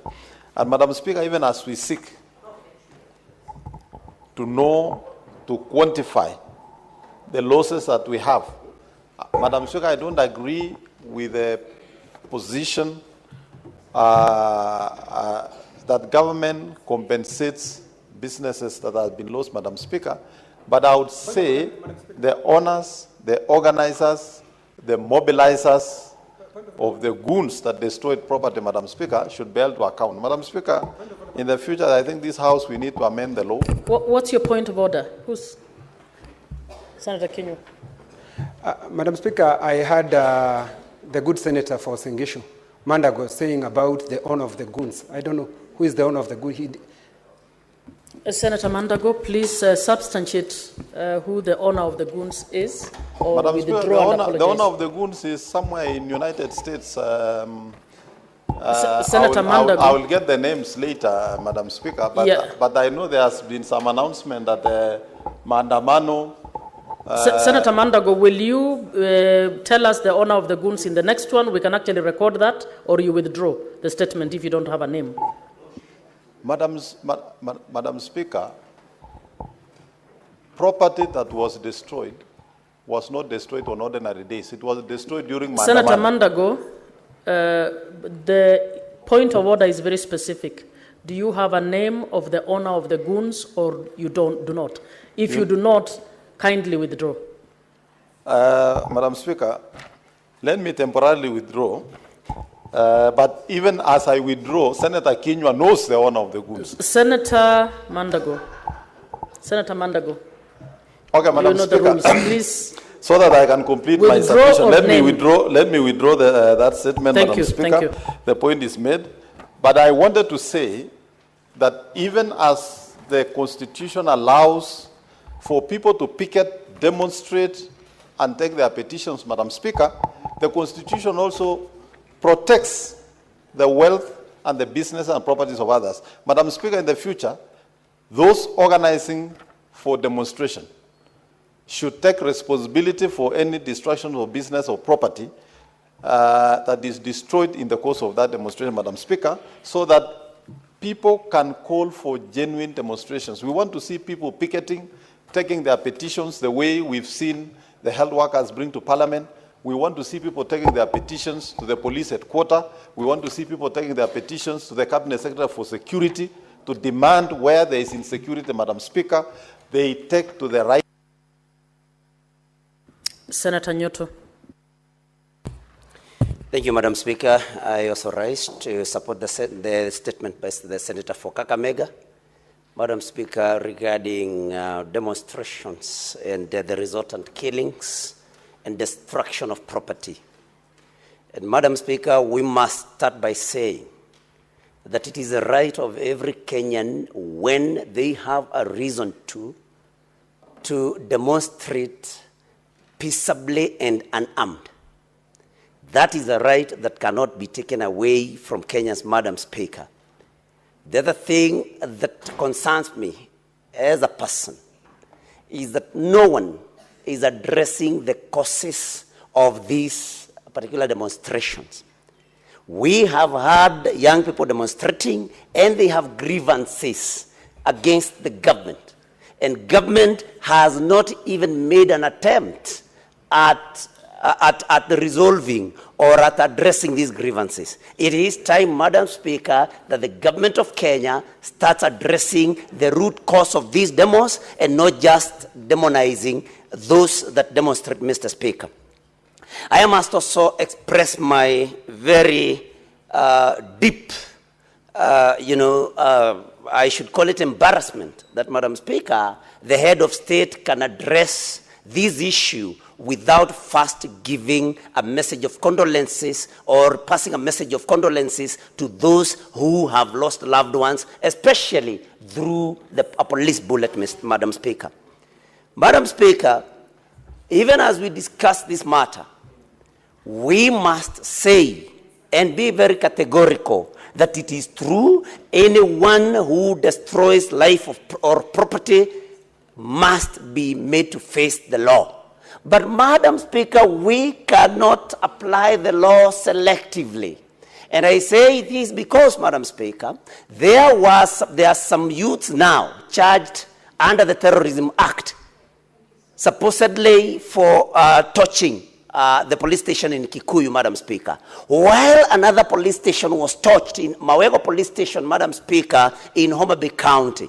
The youths that were that perpetrated that, none of them has been charged under the Terrorism Act, Madam Speaker. So the law must be applied equally, Madam Speaker. We cannot have youths from a particular region being charged under the Terrorism Act, while, Madam Speaker, there are youths from another region that, Madam Speaker, are charged under a different Chirarke, what's regime. your point of order? Madam Speaker, I raise understanding order 105 on the issue of accuracy of statement and facts. And then Madam Speaker, I needed the senator is out of order. Because under this constitution, under article on the Director of Public Prosecution is an independent office. Senator Cherargei, what is your point of order? My point of order, Madam Speaker, is for the senator to allege that the government is charging youth from one particular region with terrorism, yet he knows under the constitution the office of the Director of Public Prosecution is an independent office. Senator Cherargei, what is the contradiction? He said youth from one side are charged with a different offense from youth from another. What is your point of order? My point of order, Madam Speaker, is insinuating that the government is charging, yet it is the DPP who does the charge of suspects. Senator Cherargei, I think your point of order is not clear, so Senator Nyuto, proceed. Thank you, Madam Speaker. And it is important that when we address issues in this House, that, Madam Speaker, we do not speak for the gallery to please somebody from somewhere, that even the points of order that we raise are substantive, that we do not just stand up and raise points of orders to please a particular being somewhere. Madam Speaker, having said that, I want to say, Madam Speaker, that we cannot be blaming people. Honorable Senators, I have a communication to make on visiting teachers and pupils from Njoguini Primary School in Nyandarua County. Honorable Senators, I would like to acknowledge the presence in the public gallery this afternoon of visiting teachers and students from Njoguini Primary School in Nyandarua County. The delegation comprises 8 teachers and 43 pupils who are in the Senate for one-day academic exposition. Honorable Senators, in our usual tradition of receiving and welcoming visitors to Parliament, I extend a warm welcome to them, and on behalf of the Senate and on my own behalf, wish them a fruitful visit. I thank you. Is the Senator for Nyandarua? Do you want to welcome them for 2 minutes, please? Thank you, Madam Speaker. I just want to welcome the teachers and pupils of Njoguini Primary School, Nyandarua County, Budas, Murang'a County. Senator Mandago, what is the issue? Just hold on. Chair, you know, because the school is on an academic tour, I think it is important for them to know, and they know that their senator is John Methu, the senator for Nyandarua. Senator Nyuto is the senator for Murang'a. And just for further information, Madam Speaker, Nyandarua County is in the Rift Valley. It would have been appropriate for me to welcome this delegation. Senator Mandago, you have a point on the fact that the senator for Nyandarua is Senator Methu, but I will proceed to allow Senator Nyuto to welcome them on behalf of Senator. Thank you, Madam Speaker. This is the kind of standing orders, Madam Speaker, that I had taken issue with. Now, the former governor for Uasin wants this House to believe that Nyandarua County is actually in Rift Valley County. Nyandarua County Senator Mandago is in Mount Kenya, to be specific, in central Kenya, and it borders Murang'a County, and I stood here as a neighbor of Nyandarua County to welcome the good pupils from Njoguini Primary School in Nyandarua County. And I want to tell them, welcome to this particular house. Your senator, Senator John Methu, is out on official business, and as John Nyuto, senator for Murang'a County, I stand in for Senator John Methu while welcoming you here. I believe that you are going to have a very fruitful experience here, and you will learn from the discussions that we are having here. But one thing I ask you is that when you grow up, please be reasonable in your debates and your actions, and do not take some lessons that are negative from some of us. Otherwise, God bless Njoguini Primary School. Your teachers, your future is very bright. That I assure you. Karibuni sana. Asante. Honorable Senators, I have another communication to make on visiting teachers and pupils from Bonanza. Order, Senator Nyuto. Senator Nyuto, please. I have a communication to make on visiting teachers and pupils from Bonanza Primary School in Embu County. Honorable Senators, I would like to acknowledge the presence in the public gallery this afternoon of visiting teachers and students from Bonanza Primary School in Embu County. The delegation comprises 4 teachers and 29 pupils who are in the Senate for one-day academic exposition. Honorable members, in our usual tradition of receiving and welcoming visitors to Parliament, I extend a warm welcome to them, and on behalf of the Senate and on my own behalf, wish them a fruitful visit. I thank you. I'd like to invite Senator Mutinda to welcome our team from Embu. Senator Mundigi, who is the senator, is out shortly. Thank you, Madam Speaker. The Senator of Embu, your Senator Mundigi, is just stepped out on official duties, but actually is always my immediate neighbor. I'm also an alumni of St. Anne's High School from the great county of Embu. So I'm also a product of Embu when it comes to my O levels. I want to take this opportunity to welcome you to the Senate. It is the upper house. We also wish you the best as you continue doing what you're supposed to do to the younger ones. Do not set the examples that we saw last week that was set by one of the best schools in this country, Alliance Girls. What we saw one teacher doing to our young people. I urge you teachers to go and do the best and have products like this, as I pride in being one of the students from the great county of Embu. Thank you, Madam Speaker. Honorable Senators, I'll give a few more as I request whips to mobilize for Kara. Senator Hamida.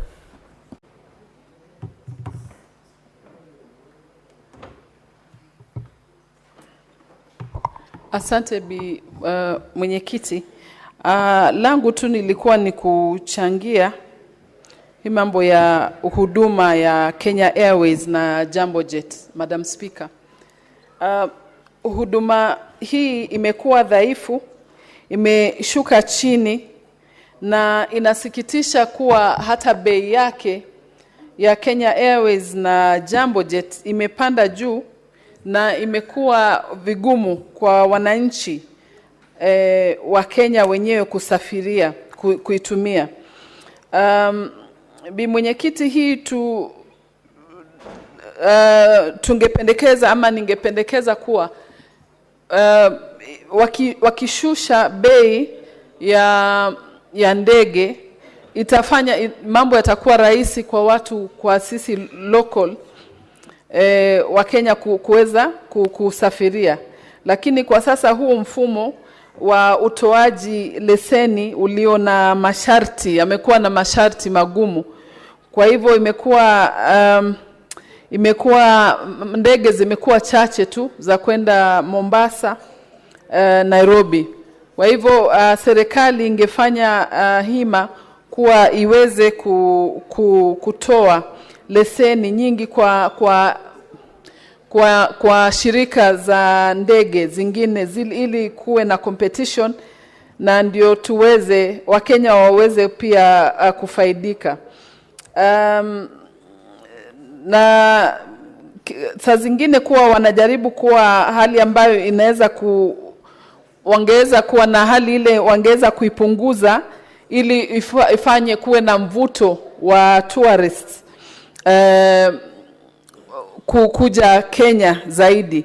Lakini kama ndege ya local, kusema kweli bei yake ipo juu tu, na Wakenya wengi hawawezi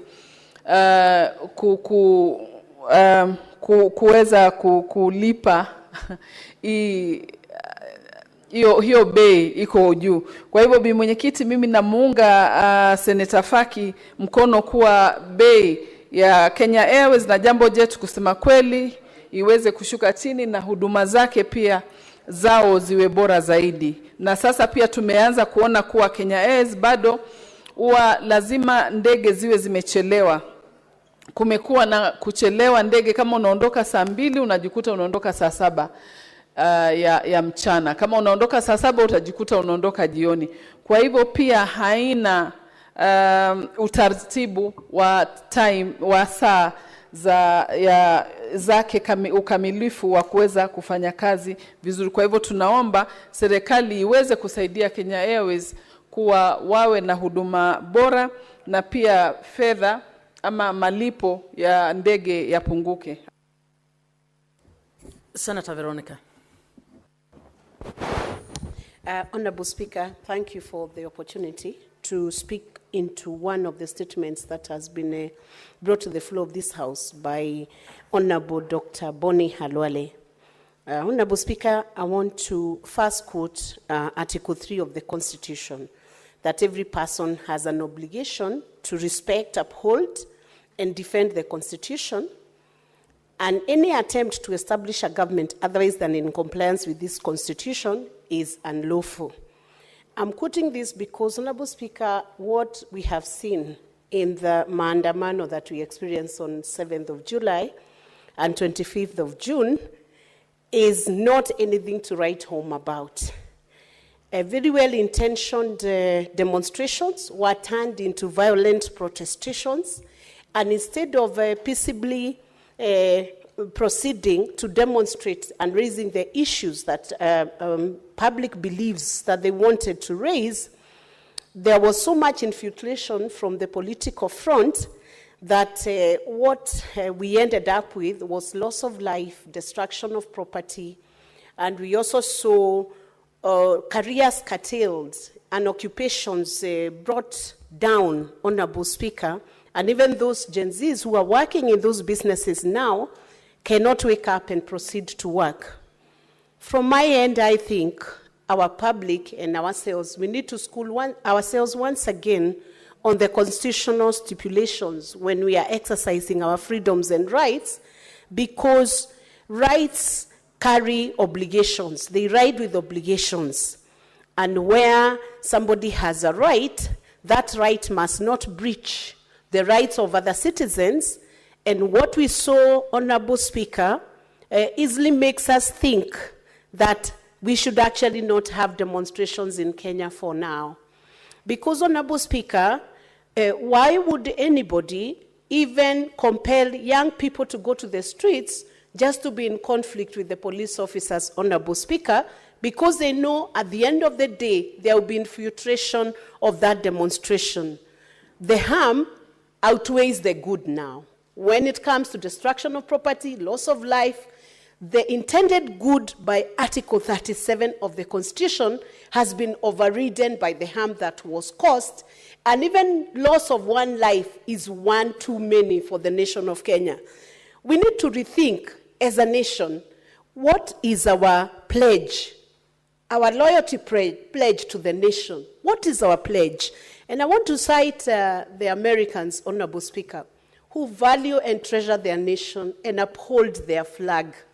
They defend and protect their nation. Why are we not able to do that in the exercise of our rights under the Constitution?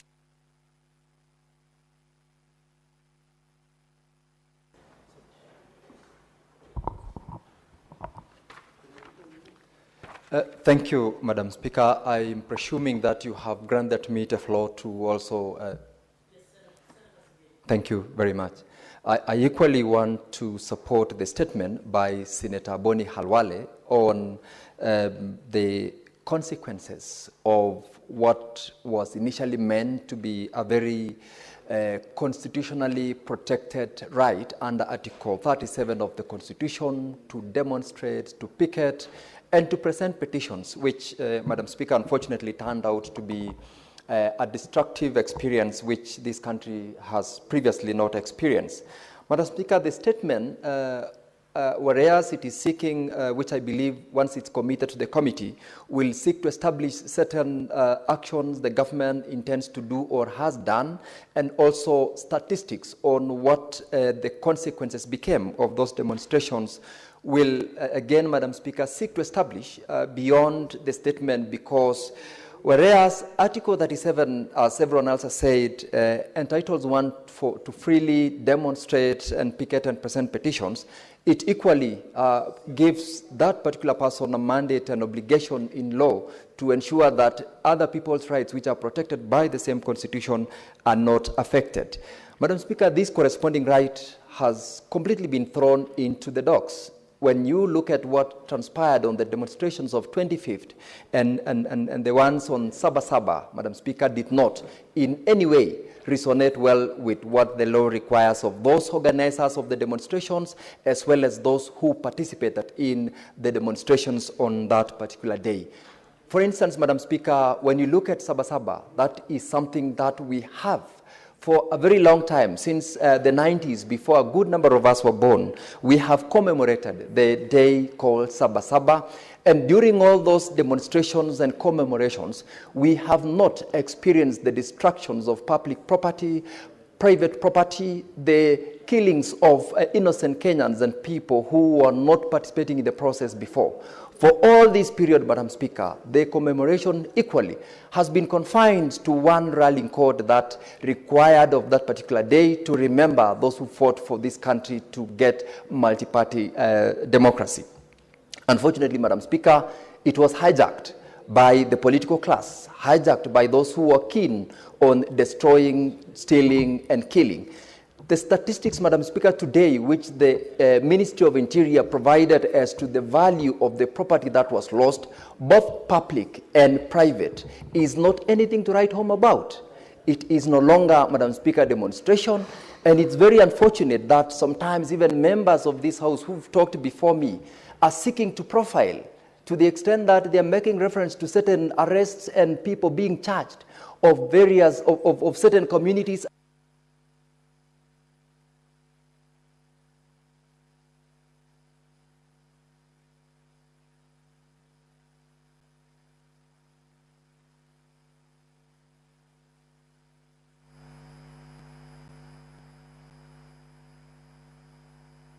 Can you hear me? Okay, thank you. Order number 10 is hereby deferred, and allow me to rearrange the rest of the business so that we can now move on to order number 13. Order number 13, the County Allocation of Revenue Bill, Senate Bills number 9 of 2025, second reading.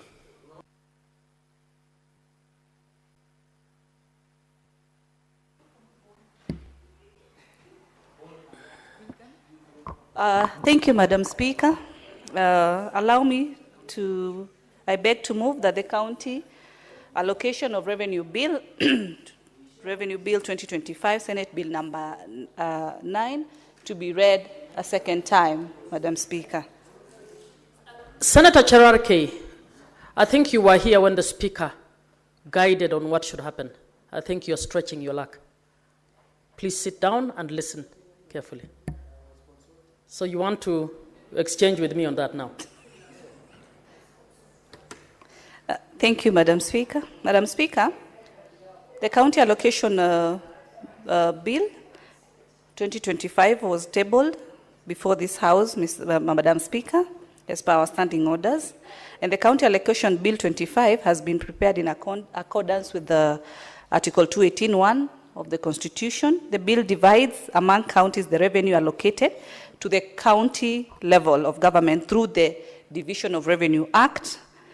And the Act, Madam Speaker, does provide that the financial year 2025-2026 allocation, Madam Speaker, through the committee that I serve as a Vice Chair, Madam Speaker, we were able to propose 465 billion, Madam Speaker.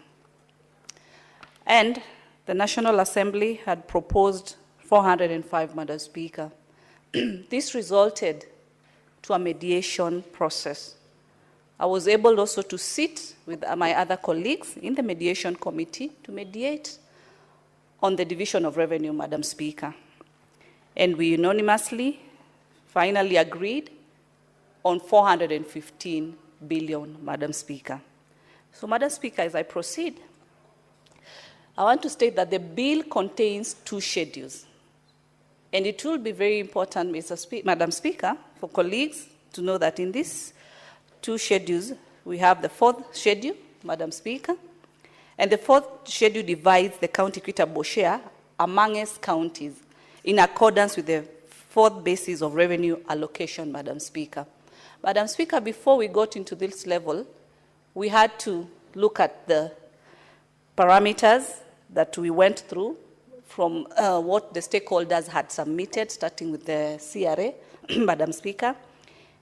And we tabled this to the House as far as the formula is concerned. I'm happy that colleagues were able to agree, and hence now I'm here before this House to table the bill, Madam Speaker. The 4th schedule, Madam Speaker, provides that the first 387.425 billion is the baseline allocation and is to be shared on each county's allocation for financial year 2024-2025. Remember, Madam Speaker, that this is the previous allocation, 387.425. And where we are at 415 is an increment of 28 billion, Madam Speaker, to the counties. The next, Madam Speaker, is 4.46 billion, which is an affirmative action that we were able to agree that was given or was shared to the 12 counties. Madam Speaker, these 12 counties are Elgeyo Marakwet, we have Embu County, Isiolo County, Kirinyaga, Laikipia, Lamu, Nyamira, Nyandarua, Samburu, Taita Taveta, Tharaka Nithi, and Vihiga County. Madam Speaker, these are the counties whose allocation has been below 6 billion. Apparently, it's only the county of Lamu, as per the schedule, that is still below, but the rest were able to at least achieve the 6 billion, Madam Speaker, at least. The balance, Madam Speaker, which amounts to 23.115 billion, was now shared as per the 4 parameters that we were able to agree as a House and as a committee, whereby the population weight was settled at 45%. The poverty index weight was also settled at 12%. The geographical size index, Madam Speaker, settled at 8%. Remember, this is the discussion we had for the issues of land. And we said land does not increase in this country. And so we felt that the parameter should not be increasing. The basic share index, Madam Speaker, was also settled at 35%, which brings a total of 100% in these 4 parameters. So it is important that when members look at the schedule, this is how these figures have been achieved, Madam Speaker. As I proceed, the second schedule to the bill, Madam Speaker, has also provided a recurrent expenditure budget ceilings for the county assemblies. And during this just recent research period, as a committee, we were able to sit with over 20 county assemblies looking at their request as far as the issue of their expenditure budget ceilings for them, the county assemblies were concerned, Madam Speaker. So in this second schedule, Madam Speaker, we were able to look at the needs. We were able to consider in terms of the different issues that they presented, Madam Speaker. In the processing of it, Madam Speaker, you find that some of these budget changes were brought about by the issue of the inflation, Madam Speaker. Some assemblies also pointed out on the issue of increased medical costs that they needed to be able to at least cover their members or their staff, Madam Speaker. Some of them needed to have or to purchase office equipment. Some of them needed mobility as far as transport is concerned, because you find that some counties have got quite different types of hardships. And so we were able to look at these different issues that the county assemblies presented and ensured that we adjusted their ceilings depending on the different needs that they presented before the committee, Madam Speaker. Allow me to also recognize, Madam Speaker, the different stakeholders that we've been able to walk this journey with, led by none other than the CS Mbadi, the CS Treasury in planning, whom we've walked this journey as far as Division of Revenue is concerned. The Council of Governors. Remember, Madam Speaker, their proposal was actually 536, Madam Speaker. But as a House, we've given them a total of 28 billion as an increment. And I want to tell the governors, this is not their money. This money is not given to governors as individuals. It is given to the institution, the county, which has structures, and the governor is the CEO. It is prudent that with this increment, let them prioritize the issue of the pending bills. We push a lot for them to have these increments. We also push a lot for them to have timely disbursements. So they should also do the needful, Madam Speaker, and ensure that suppliers are paid and paid on time, Madam Speaker. CRA, we've worked closely, and we continue working very closely with them. Remember that the ones who submitted their first formula, we were able to really dig deeper into the formula that they had presented. The County Assemblies Forum, they have a structure, they have a body that we've worked very closely with. The Institute of Public Finance, the Institute of Certified Public Accountants of Kenya, Madam Speaker. The Institute, Madam Speaker, of Economic Affairs, Institute of Social Accountability and Budgetary Hub. These are institutions that really we work very close with, so that we can be able to ensure that we maximize when it comes to matters public participation, Madam Speaker. The committee, having considered the bill and stakeholder submissions, we were able to make some several observations, which included sharing of the revenue amongst the county, that is the 415, as per the two schedules that I've communicated, the first schedule, which is the fourth basis, and the second schedule for the county assembly, Madam Speaker. The overall ceiling to the counties assemblies has been enhanced by 1.89 billion from the approved 36.37 for the financial year 2024-2025 to 38.26 proposed for financial year 25-26. The county executive ceilings, as provided by CRA, reveals a significant shift from the previous financial year with 10.3 billion decline. CRA indicated that this was informed by the quantification and various expenditure needs. There are various expenditure needs that have also arisen, especially in the county assemblies, Madam Speaker, due to time lapse. For instance, the Hansard systems that has also lapsed for over the years, and this needed to be put into the modern digital standard that is in place. Madam Speaker, as I conclude, I would want really that this bill be adopted, and I would really also extend the same gratefulness to my committee members, whom we work very closely, because you realize, Madam Speaker, that our bills at the Committee of Finance are timely bills. And I appreciate, because you also have to readjust and rearrange the order paper because of the timelines that we have as far as these bills are concerned, the Secretariat that we work also very closely with, and all the stakeholders that I've mentioned. I would request to call in Senator Cherargei to second, Madam Speaker. The seconder, Senator Cherargei.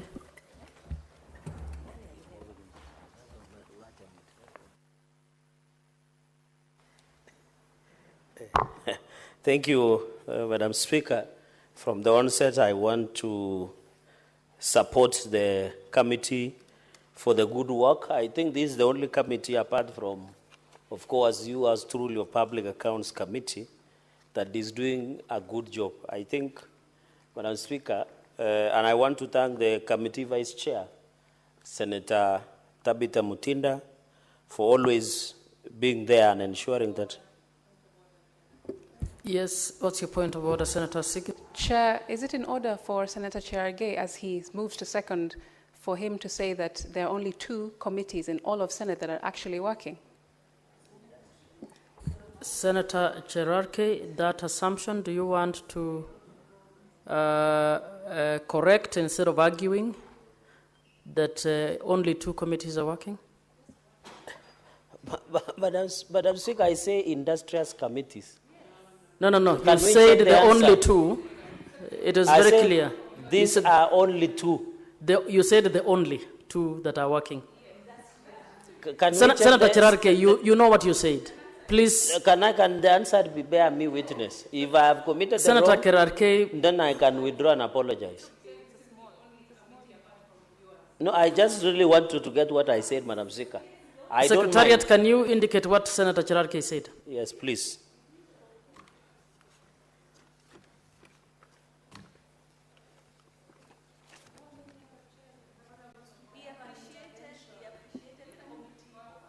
Okay, everybody, can you hold on? We get a minute.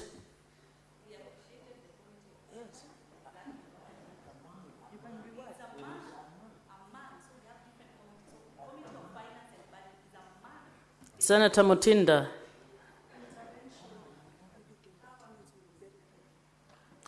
Senator Cherargei, you can continue, and the verification will be brought as in due course. You can continue moving the and.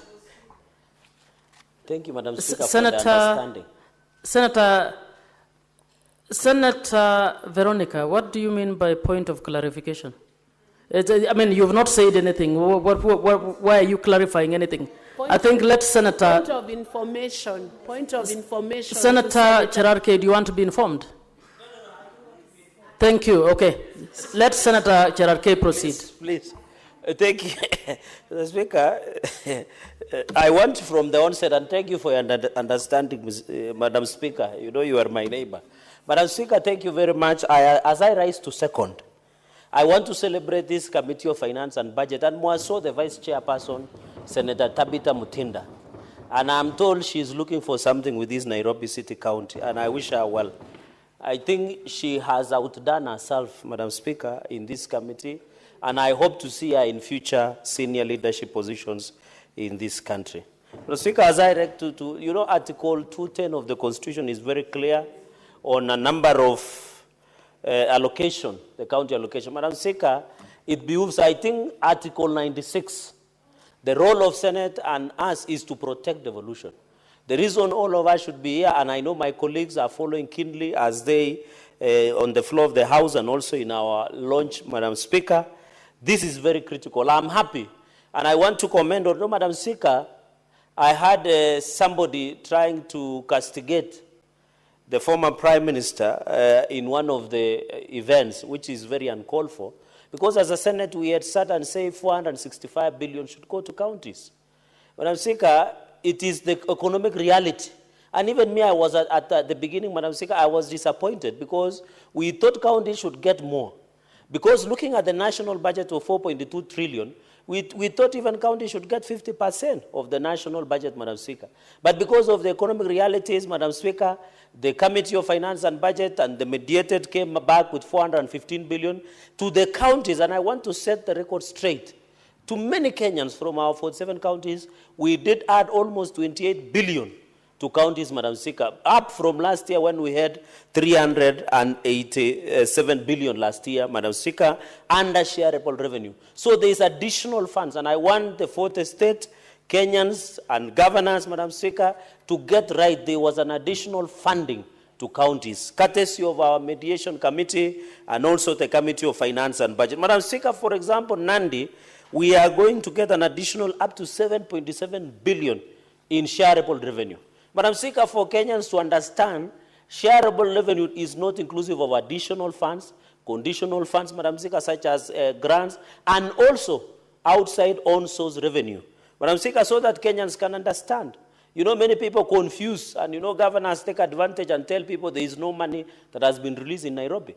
Yet they are not telling Kenyans there is additional funds, there is conditional funds, Madam Speaker, including grants. I know later in the day, Madam Speaker, with your indulgence and understanding, they will be able to move Equalization Fund. which is yet to be released, Madam. All this money will one way and another go to our county for development. So on this shareable revenue, I'm happy, Madam Speaker, that as a House, we did sit and it is our vision, Madam Speaker, to have counties get more funds day in, day out for the benefit of development, Madam Speaker. I agree. I saw the Senator of Nairobi bring a statement on the stall projects in Nairobi City County. Those are challenges that we are facing, Madam Speaker. Even in my own county, I did indicate early that, for example, there are so many stall projects, Madam Speaker. In fact, the Nandi County Assembly did consider an ad hoc report where 6 billion Kenyan shillings worth of projects cannot be accounted by the county government of Nandi, Madam Speaker. And it is very unfortunate because when you go to Chepter, where I was there on Friday, Chepter Nyawad, Madam Speaker, as told, yet the people of Masab sub-county and people around have to go to Western to seek medical services. You come to Kobuja, Madam Speaker, hospital, it is also stalled.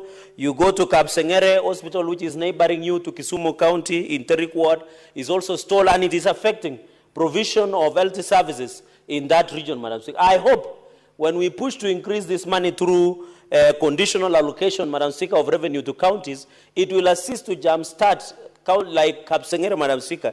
Even when you come to newborn mother and baby in Kapsabet Town Hospital, Madam Speaker, it's very unfortunate. It is wobbling. It is yet to be completed, Madam Speaker. Go to Kabia Dairies. It has been built for the last 8 years by the county government of Nandi, yet they have not been able to even manufacture 100 millimeters of milk that can be processed in that criminal. Yet that project being co-financed, Madam Speaker, it has consumed close to 1 billion Kenyan shillings, Madam Speaker. When you go to, Madam Speaker, even on Friday, Madam Speaker, I had an occasion of attending a retirement party of Mwalimu Limo in Kamakap in Aldai. I was able to pass a dispensary, Madam Speaker, called Kabwareng or Kibwareng, Madam Speaker, and you could find there is no sufficient drugs. The provision of medical services is very wanting. So this this county allocation of revenue to counties should jumpstart, Madam Speaker. I have heard the mover, my sister, Senator Mutinda, has alluded on the issue of pending bills. As we talk today, Madam Speaker, it is almost 200 billion that are pending bills, Madam Speaker. The reason we push for more increment to counties, Madam Speaker, is to ensure counties are able to pay their first charge, which is pending bills, Madam Speaker. It is sad, Madam Speaker.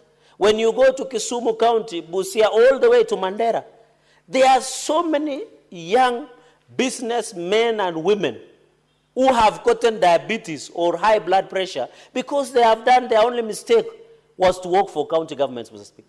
They are yet to be paid. You saw in some instances, I think a few months, somebody somewhere, one of our counties had to work naked, bare naked, because they have yet to be paid. Madam Speaker, most of the projects that is being done by our businessmen and women, including Nandi County, Madam Speaker, they have yet to be paid by county government. And yet most of those, they took through LPO to get loans, Madam Speaker. They have been able to get loans. They have guaranteed through their land. They have guaranteed through their own money, Madam Speaker. Can you believe there are Kenyans, Madam Speaker, who provided for service and goods, and even in counties, Madam Speaker, that are yet to be paid? Because I don't know, this money that we give to county governments, Madam Speaker, what do they use for? Because, Madam Speaker, the reason devolution was done was to give opportunity to so many Kenyans across our counties, Madam Speaker, to have an opportunity to do business at our counties, Madam Speaker. Even here in Nairobi, there was even a case of a legal fees of almost 2 billion, Madam Speaker, that is yet to be paid. There is a number, in fact, the largest 80%, 60 to 80% of the pending bill that's around 200 billion comes from Nairobi, Madam Speaker. And you heard today there was a statement of most of the stalled projects in this county, Madam Speaker. And you have seen even occasions where it rains, the roads within network within the city that should be maintained by the county government of Nairobi, Madam Speaker, is yet to be achieved. And somebody says, and I remember the governor used to say that lazima iwork. It looks like it doesn't work, Madam Speaker. So some of these challenges that we are facing, including the issue of pending bills, Madam Speaker, must be considered so that counties, Madam Speaker, can have opportunity to put in place, Madam Speaker. Number 3 point, Madam Speaker, as I move, is that the control of budget. I know the control of budget, Madam Speaker, has been having a problem. We have had a sit-in on a number of occasions, and I want to challenge the Committee on Finance and Budget, Madam Speaker, to sit with control of budget. Because another challenge, Madam Speaker, most of the counties apply for requisition. They get, and you know, the biggest elephant in the room, Madam Speaker, is voiding of payments, Madam Speaker. Somebody requests to pay A through control of budget, but when the money is released through the county CRF account, they pay B. And that is when voiding of payments happens, Madam Speaker. We have seen a county like my county, they did avoiding payments of only 500 million, where they tell the controller budget they are going to pay Y, but they pay Z, Madam Speaker. And that is what is killing counties. That is why you need to look, I don't know whether you need to look nice or something for governors to pay you or something like that, because it doesn't make sense. We push for the increment, then this issue of pending bills, Madam Speaker, or the issue of controller of budget. I know governors, when they hear this, they are very uncomfortable with COB, Madam Speaker, and you are aware because you have sat with us in this house and you sit also in a number of committees. They are very uncomfortable because the controller of budget, we need to ask her, Madam Nyakango, to be on the lookout because we don't want that requisition to counties after we allocated funds to be used for voiding of payments, and that is what is killing counties, Madam Speaker. Number 4 point, Madam Speaker, is on the issue of Office of the Auditor General, Madam Speaker. I know while we fight for this money to be released, before I conclude with that on the Office of the Auditor General, under Article 219, Madam Speaker, the law is very clear. Why is it that every time, and I know Finance and Budget has been on the receiving end, and even the CS in charge of Treasury, John Badi, Madam Speaker, on many occasions we have been complaining. Senator Cherarke, your words have been brought to me now. Do you want to sit for a second? This is what you said. Thank you, Madam Speaker. From the onset, I want to support the committee for the good work, I think this is the only committee, apart from, of course, you as truly Public Accounts Committee. So the wording is clear.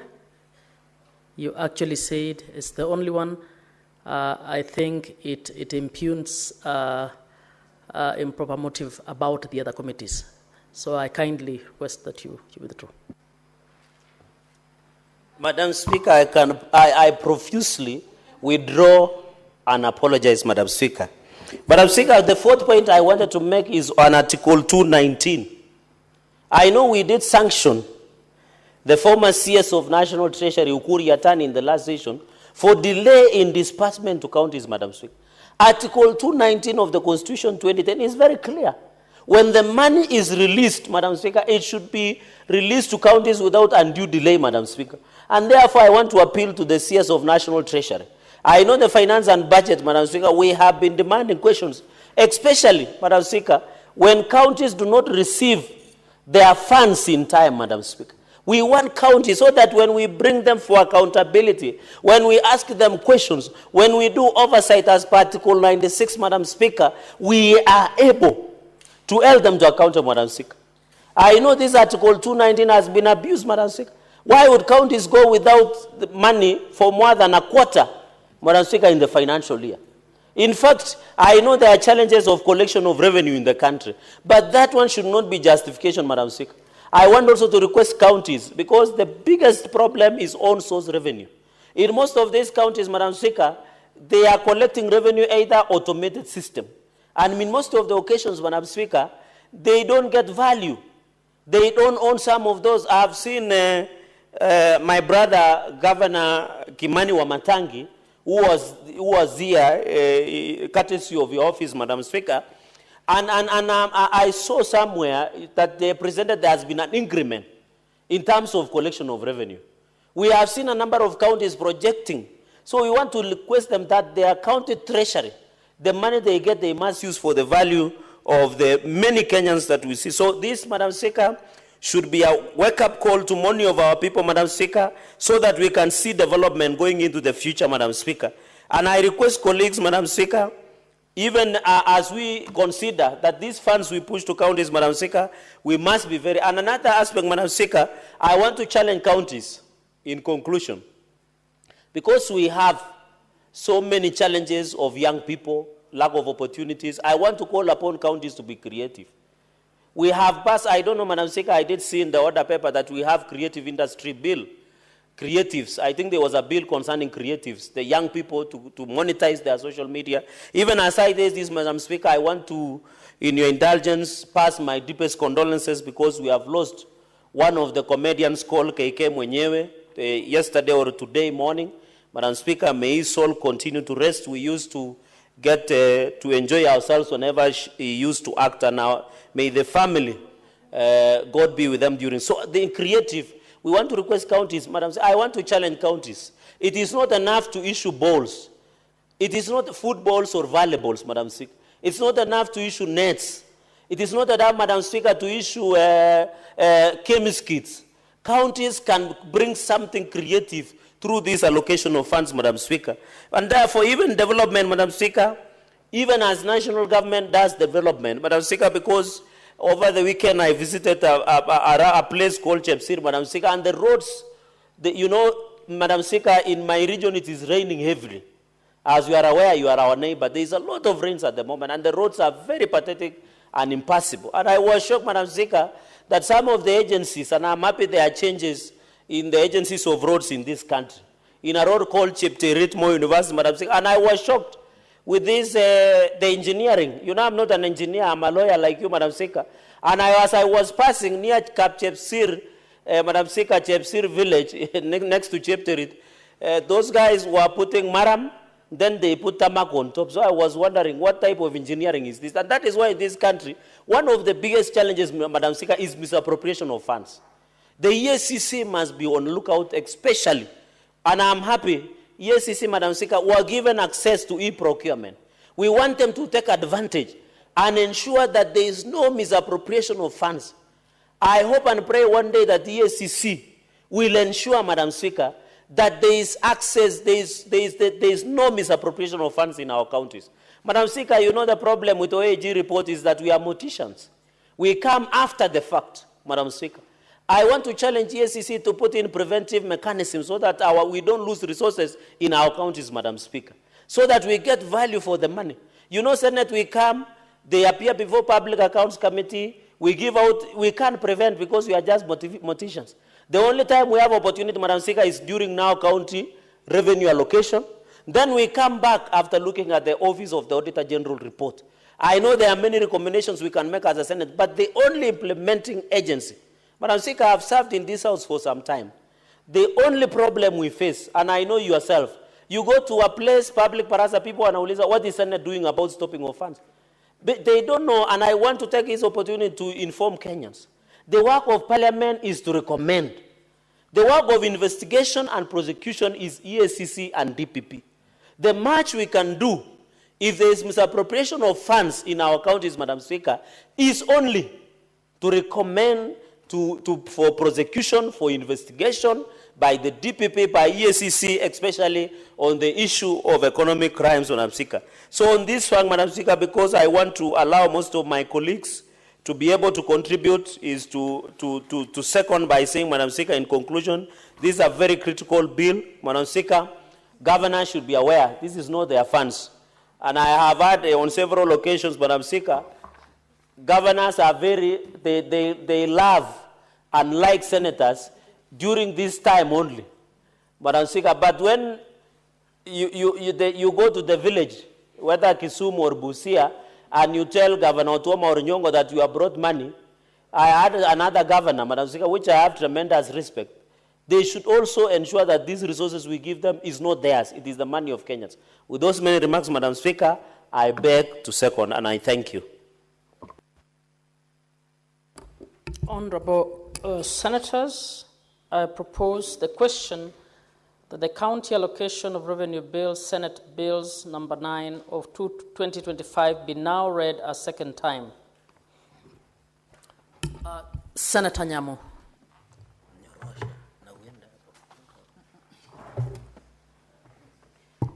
Thank you, Madam Speaker. This bill is not just about figures and physical frameworks. It is about deepening devolution, it's about unlocking stalled projects, and it is about winning the trust and the confidence in county service deliveries. Madam Speaker, we know that county governments continue to bear the weight of expectations from wananchi, from healthcare to ECD, education, water, infrastructure, and all that, Madam Speaker. Yet year after year, we continue to deal with delays, underfunding, and ceilings that lock any chances for innovation and progression in our counties. We are stuck in a rut, like we are funding recurring budgets and very little of innovation and responsiveness in our counties, Madam Speaker. I look forward to a time when allocations in our counties will be based on how much pending bills each county owes its people. And I look forward to when we have a specific allocation that must strictly go to pending bills, Madam Speaker. I have never understood why, as a Senate or as a country, we do not take pending bills seriously. Is it because ourselves, we are not business people? Because when you procure services, when you procure goods from our own citizen, Madam Speaker, it is only prudent that we pay our people. Why are we scamming, for lack of a better word, our people? Because, Madam Speaker, today, if I go to a restaurant and order for food when I don't have money in my pocket, Madam Speaker, that is tantamount to scamming. Why are we doing that to our people? And, Madam Speaker, when this money goes to the hands of our people, it makes our economy run, because now businesses are underemploying because they don't have the money. The money is held by government, Madam Speaker. I do not know what we need to do as the 12th Parliament to make sure that as we finish our 5 years, we address the issue of pending bills, Madam Speaker. It weighs heavily in my heart and in my mind, the issue of pending bill, especially when young people are owed by government. We are crippling our own young people instead of supporting our young business people. We are the ones who are crippling them, Madam Speaker. Nairobi, as a city, has its own devolved complexities, and I'm looking forward to not just timely disbursements of this money, but also very clear accountability mechanisms that gives zero room for misallocation. And with that, I want to urge other members, my colleagues, to pass this bill with the urgency that it deserves. Our county governments cannot run on goodwill and loan. They need resources. Thank you, Madam Speaker. Senator Mungatana.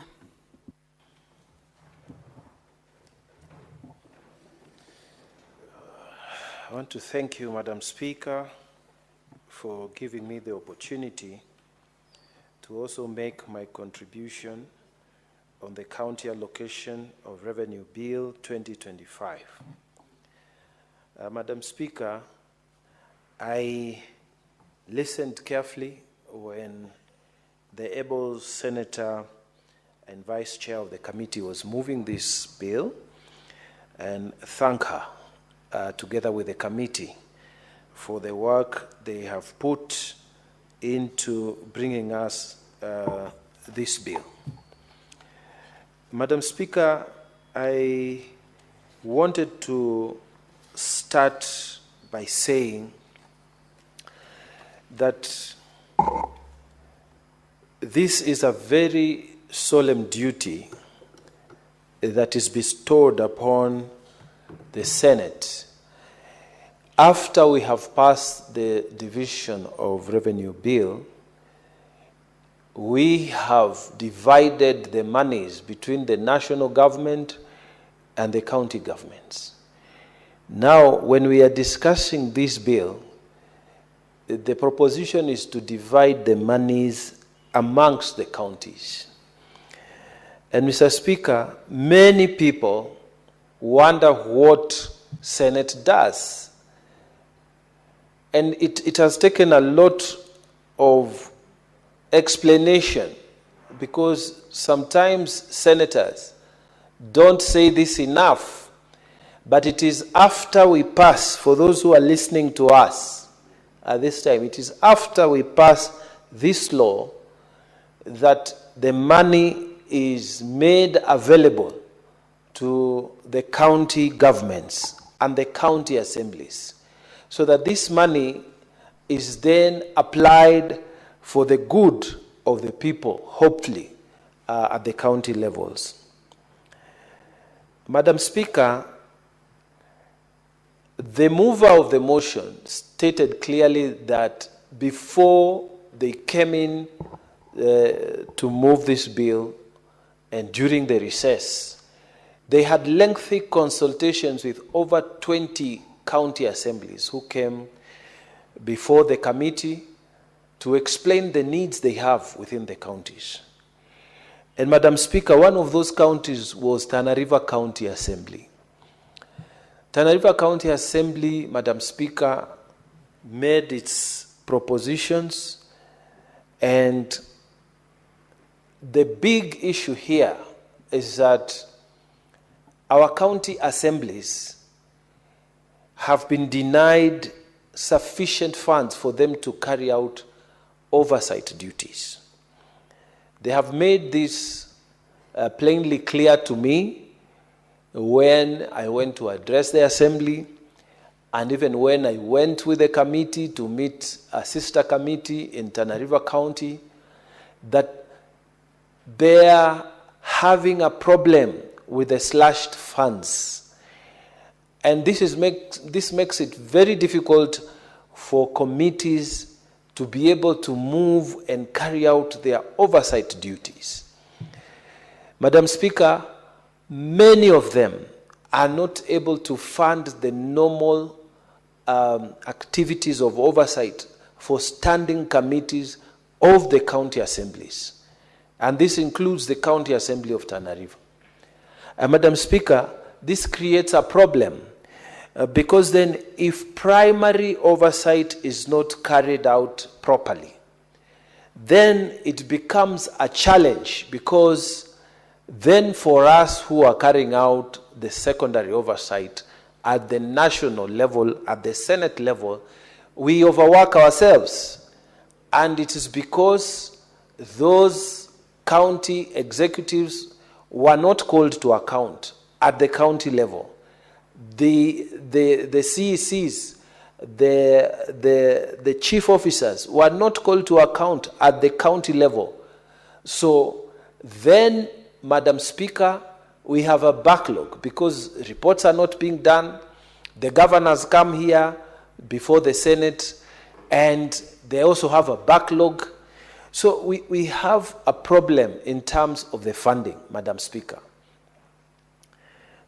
Twining with that, Madam Speaker, there is the issue of we are doing secondary oversight. They are doing primary oversight. And because sometimes we are conflicting, you will find a CEC or a chief officer who is being asked in those rare occasions to appear before a county assembly committee says, no, I am being called to Nairobi, or I'm accompanying the governor to Nairobi. And Madam Speaker, it creates a systemic problem. And we need to sort this out so that county assemblies are properly funded and they are able to deal with their primary oversight duties. Madam Speaker, this is a message that has been given to me formally by our county assembly members. I know they appeared before the committee, and I know that the committee has looked at them favorably, but not enough. What the County Assembly of Tana River has said, they want more allocation so that they are able to carry out primary oversight duties. And I'm sure, Madam Speaker, it is not just the Tana River County Assembly committees, there are so many other committees that are having issues with funding so that they can do the primary oversight duties. Madam Speaker, the other issue that has been brought to life in this law, in this proposed law, is the proposed section 10 of this County Allocation of Revenue Bill 2025. Madam Speaker, if you look at that section, it provides, not section 9, it provides for the action that constitute financial misconduct. And Madam Speaker, when you look at this, I wanted to take the floor of the House, Madam Speaker, to really emphasize this point.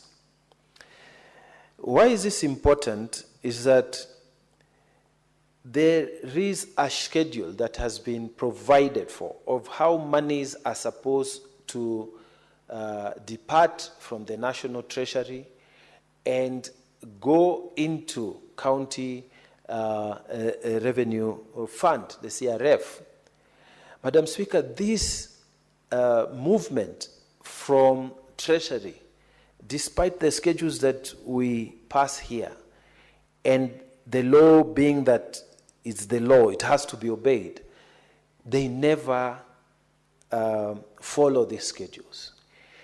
And because of this failure to follow the instruction that is given by the Senate, we have very difficult operational circumstances within the counties. Madam Speaker, you can have a county that has not paid its workers for a period of 2 months, sometimes even 3 months, Madam Speaker. And when these workers are not paid for that long, and suddenly money comes, a lot of money comes at the same time, it creates inefficiencies, systemic inefficiencies. And this is why I have called many times for the separation of the Treasury so that we have two clear functions. Treasury that is dedicated to servicing national government, and a treasury or a sub-office dedicated to serving the county assemblies, so that there is always money that is released timeously. Because, Madam Speaker, money has value when it is released on time. If you need now 10,000 shillings, it may not be useful to get 100,000 shillings or even 1,000,000 shillings 2 days later when 10,000 was required now for a purpose. That 10,000 becomes more valuable than the 100,000 or the 1,000,000 that comes 2 days or 3 days or 2 months later. Madam Speaker, we need to find a way in which officers at the Treasury can prioritize proper movement of monies. If this schedule is obeyed, then we should have less problems in terms of counties managing their finances. I will not repeat that governors, as they receive this money, they must remember they have a duty to the people. They have a duty to do work. Once we have finished with this, they have a constitutional and a civic duty, in fact, even a spiritual duty, to make sure that this money reaches those areas that are needed. Madam Speaker, it is not enough for us to just pass these monies. These monies, when they go down there, they must do the work so that devolution makes sense. We have seen counties that have done very well, and we have seen counties that have not done as well. We pray, Madam Speaker, as we pass these monies in this financial year, they will be utilized in the manner that is equivalent to the shared value of devolution. With those so many words, Madam Speaker, I beg to support. Thank you. Honourable Senators, I don't see other contributors, so I now wish to call the mover to reply.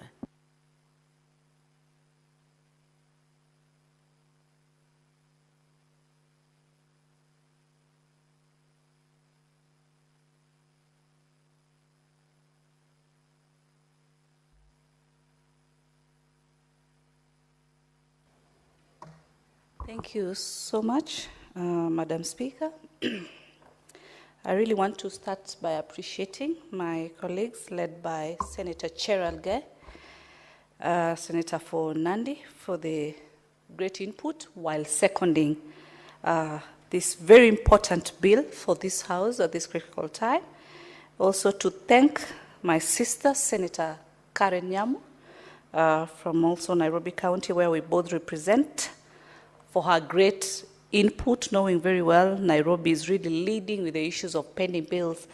And so this bill is very critical, not only to this great county of Nairobi, but also cutting across to all the 47 counties, Madam Speaker, and also to appreciate the legend, none other than Senator Mungatana, for his wonderful input, Madam Speaker. And I know also, Madam Speaker, if you were also seated on this other side, we would have had your great submission, as you've always submitted before this House, Madam Speaker, because I don't want to take too much time. I really appreciate them, and I do beg that the putting of the question be deferred to a later date. Thank you. Yeah, the putting of the question is so deferred. Next order.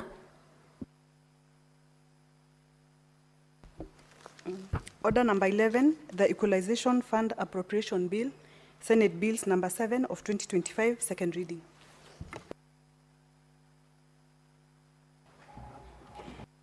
Is it Senator Mutinda again? Senator Mutinda?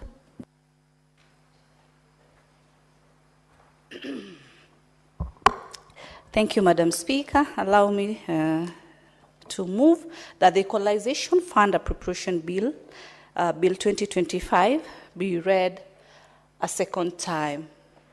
Madam Speaker, the Equalization Fund Bill, Senate Bill number 7, which was published before this House and was first read on the 27th of June, pursuant to our standing orders. Equalization Fund is also established under Article 204.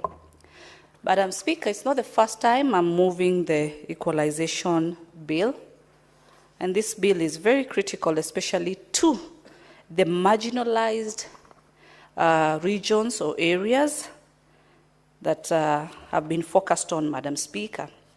And I've always stated, and I'll always state, that the main aim, the main goal of the Equalization Fund is to be able to facilitate on issues that cut across the health sector, the roads issue, the water sector, and electricity, Madam Speaker, more so narrowing to the marginalized regions and areas, Madam Speaker.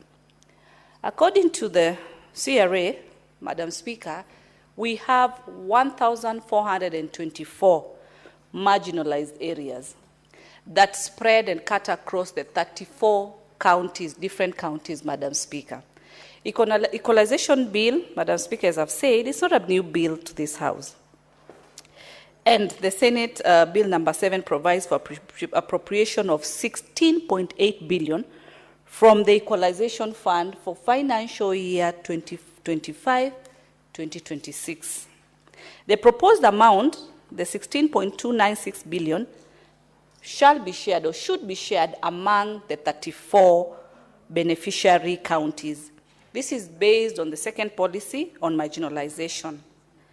Annexed from the bill on Equalization Fund allocation of the 1,424 marginalized areas which had been identified, 504 million is to be allocated to the Equalization Fund Advisory Board. The 504 million is for administration cost as pursuant to the PFM regulations.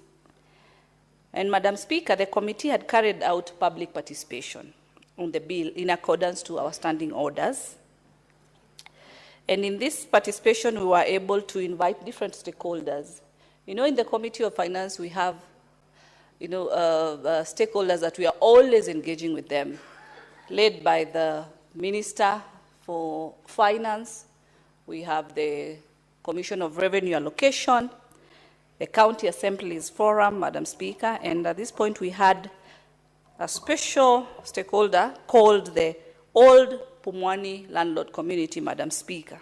Madam Speaker, as I proceed, the committee was able to make different observations as far as the issue of Equalization Fund is concerned. One of them, Madam Speaker, the bill provided for allocation of per county and subsequently per constituency. The projects to be funded are only in the identified marginalized areas. A review of the projects identified by Equalization Fund Advisory Board as of June 2024, that was last year, indicated that the total 1,415 projects have been proposed to be implemented under the second marginalization policy. Madam Speaker, as I proceed, the Equalization Fund has 2 Appropriations Act in place. One, we have the Equalization Fund Appropriation Act, number 3 of 2018, amounting to 12.4 billion, being allocation of the financial year, and I want you to note that the financial year 2014-2015, 2015-16 and 2016-17 implemented through the first marginalization policy. Madam Speaker, you hear this financial years. These are almost 10 years ago, Madam Speaker. The challenge that we've had, Madam Speaker, as far as the issue of Equalization Fund is concerned, is the reimbursement of this fund, Madam Speaker, to the beneficiary counties, to the beneficiary marginalized areas, Madam Speaker. And that's why you find that this 12.4 billion was the first allocation, Mr. Speaker. The second act of the Equalization Fund Appropriation number 7 of 2023 was 10.3 billion, being the allocation now of the recent financial year, which is financial year 21-22, 22 and 23 for the second marginalization policy. However, the implementation of the second act is yet to be fully implemented in regards to the disbursement of the money to the fund, Mr. Speaker. As of June 2024, that is last year, remember this Equalization Fund was within a period of 20 years, Mr. Speaker. The only amount that has been disbursed is the first allocation of around the 12.4. But as we speak, as at now, the fund stands to have arrears outstanding amounting to 46.5 billion out of the 59.96 billion. This is an implication of 13.4% that has been only sent for the fund since inception. The lack of funds, Mr. Speaker, the lack of the disbursement, and I'm saying the disbursement because where the problem has been through the Ministry of Treasury and Planning, Economic Planning, whereby these funds or these disbursements have not been honored by the minister himself. If these funds had been disbursed as scheduled, as prioritized, as amounted, Mr. Speaker, we will not be talking of arrears amounting to 46 billion today.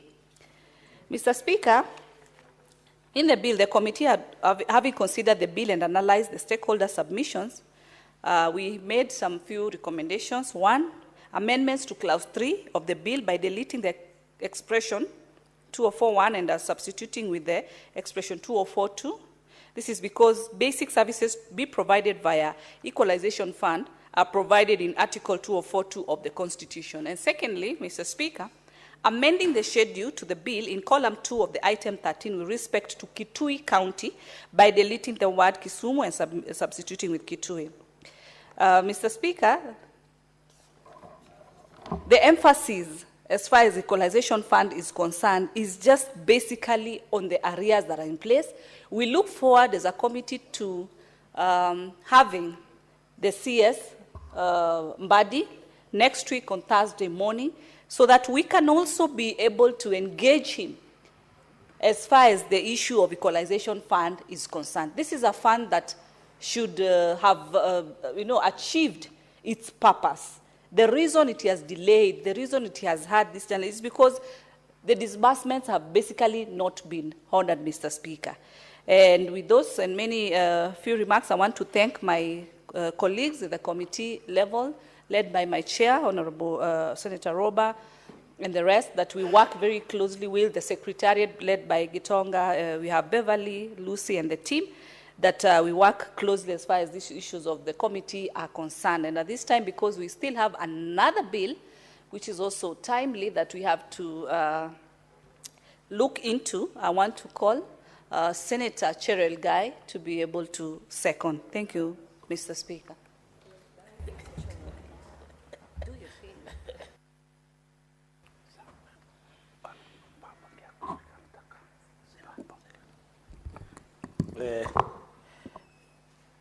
Thank you, Mr. Speaker, sir. And it's good to see you again in this new week. I'm impressed on how Senator Mutinda is pronouncing my name. I think she's pronouncing it with a British accent, or is it American accent? Madam Speaker, I want to continue to commend Senator Mutinda for the good job that she's doing as the vice chairperson. I think that's why I said, Mr. Speaker, in the morning, or before, a few hours ago, that Senator Mutinda continues to distinguish herself as one of the prolific debaters of this session. And I can see she's learning the ropes too fast. And I hope the position she will aspire to, she'll be able to continue her debating prowess, because she always does her work with an eye of military marksman or markswoman. Well, Mr. Speaker, as I second the issue of Equalization Fund, as Equalization, I think Senator Karen Nyamu, Mr. Speaker, you know, I attended one of the best schools in this country. I'm an alma mater of Kapsabet Boys High School, the only school that has produced 2 presidents, the late His Excellency Daniel Toroitich Arap Moi, and the 5th President of the Republic of Kenya, Dr. William Samoei Arap Ruto, and that is the 5th now. So you can imagine, and we are going to give him 2 terms. Mr. Speaker, and also possibly the 7th. Yours truly, of course. So in English, I said, she does her work with an eye of military marksman or markswoman, because now military has both women and men. And of course, to show appreciation to our women leaders led by Senator Mutinda. Speaker, this is a very fairly short bill. I agree with the mover that, Mr. Speaker, I don't know what is happening with National Treasury. They are putting us in crisis mode. Because this 46.5 billion that is owed through Equalization Fund continue to cripple provision of services, Mr. Speaker. As you are aware, Article 204 of the Constitution 2010, these funds were supposed to use for basics, like hospitals, like roads, and other, like roads, basics, Mr. Speaker. Mr. Speaker. So, Mr. Speaker, I want to request that the Finance and Budget Committee and the Senate Business Committee schedules a committee of the whole, led by you, Speaker, so that we bring CS of Treasury, CS Mbadi, to come and sit here and tell us, Mr. Speaker, these 424 marginalized areas, including your county, Garissa County, where you come from. Although the other day, the putting of firewood in Masjid, one of your markets within town, was a problem, Mr. Speaker, because I'm told even the people who fight firefighters are not well trained, which is very unfortunate.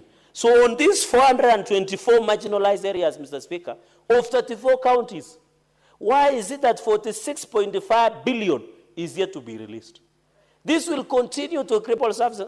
Mr. Speaker, over the weekend, one of artists from Nandi County called Jantex, Speaker, in a place called Cherondo, which that is in Kapchorwa Ward. Kapchorwa Ward, between Kapchorwa, Lesos Ward, Mr. Speaker, and also Soba Sonko. Those wards, Mr. Speaker, are the wards that has been classified to get equalization fund. I saw our local artists, DJ Kaptula, I saw a number of them, Mara Vuria, and a number of artists who are complaining that the roads were bad. We agree with them, they are bad. But it is because of lack of release of this amount of money, so that we can fix that road from Cherondo all the way as it opens up to Imagi Trading Center, Mr. Speaker. So even as I apologize, because also, Mr. Speaker, you know, unlike Garissa, Nandi is raining. We have been blessed. And you know, it's next to Nandi, Mr. Speaker, has 3 forests. It has Nandi North, Nandi South, and Kimondi Forest, Mr. Speaker. And even Tindred Forest, where we share with Kericho County. That road, that all the way to Kapkoros, all the way to Tindred, to Maraba, Mr. Speaker, and all the way that it opens to Maraba and Taptengele, to all these other parts of Tindred, is also part of the roads that under Soba Songo.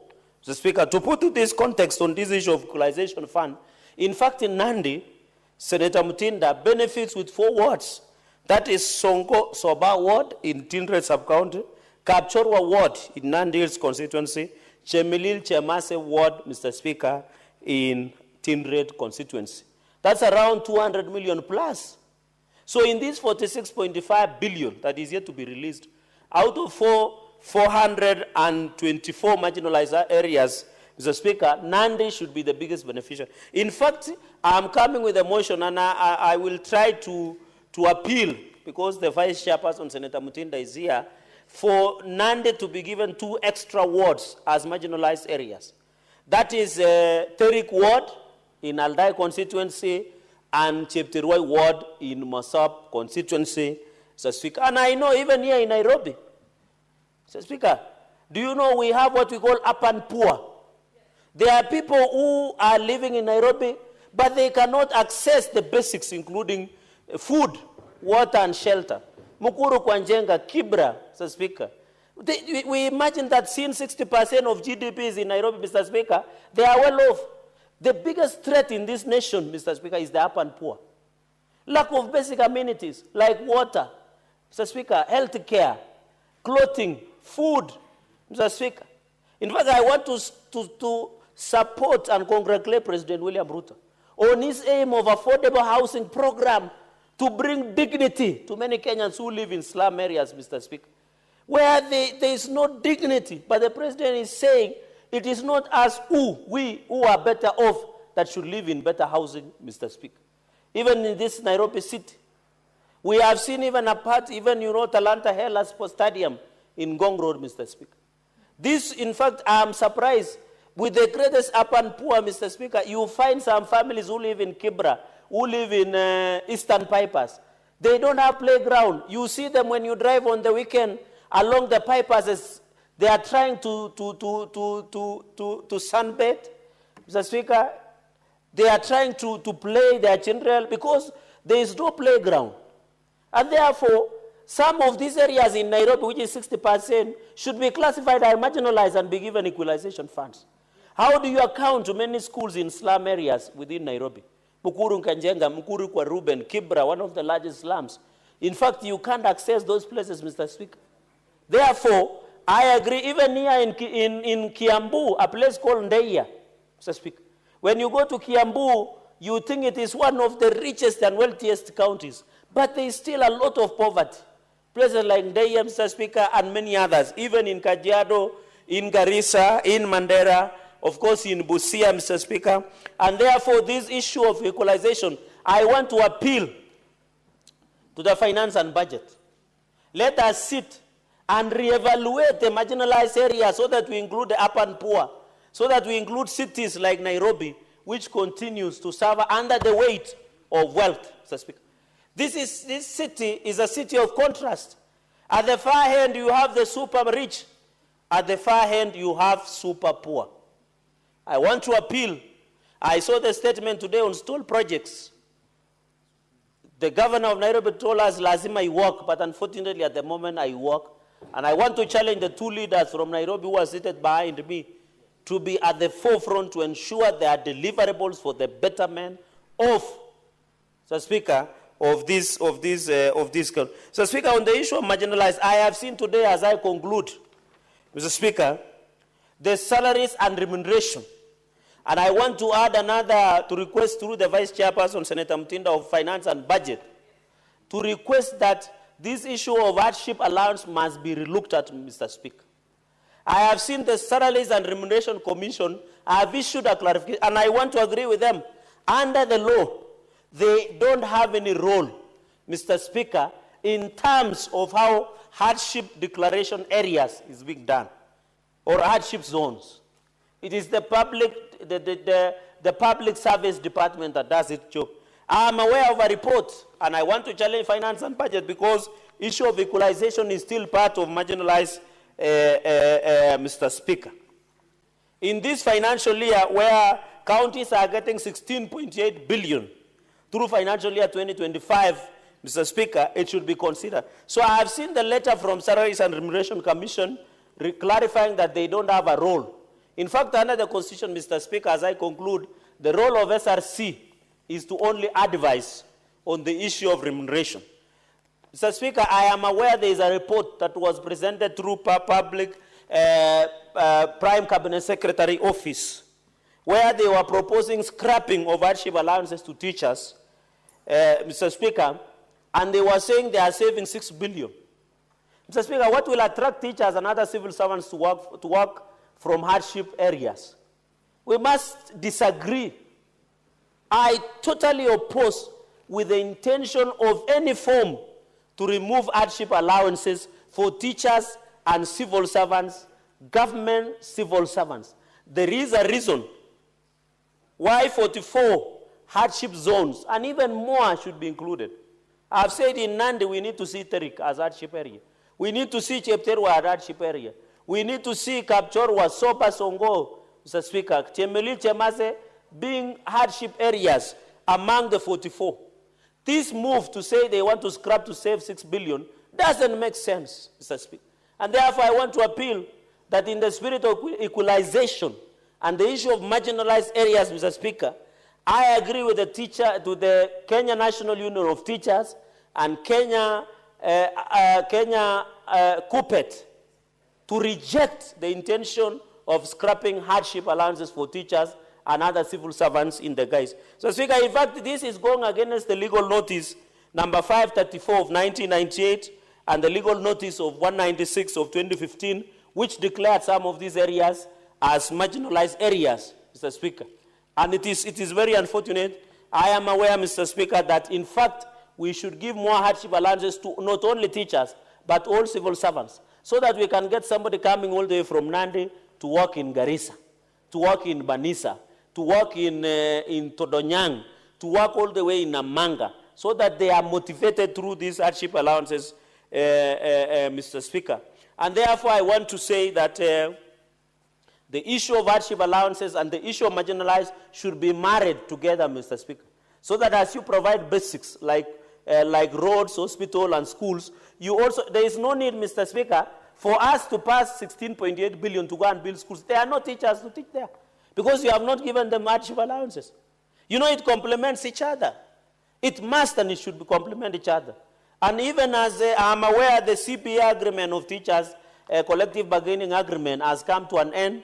I want to urge the NAT and Kupet to move in and ensure that CBA negotiations. Mr. Speaker, the reason I'm marrying with the workforce or human resource is because you cannot give out equalization fund without human resource. Mr. Speaker, according to the United Nations, you must have what we call human resource development. It is not only infrastructural development. You must have what you call human resource development. It must be resourced, Mr. Speaker. And therefore, the reason I'm insisting on working in human resource development, we must agree that as we give equalization funds, we also give hardship allowances to government workers or civil servants, teachers inclusive, and I'm aware and I want to agree with them under Article 41 on labor rights, as they negotiate for CBA, and I want to appeal to Nat and Kupet, Mr. Speaker, not to declare any strike.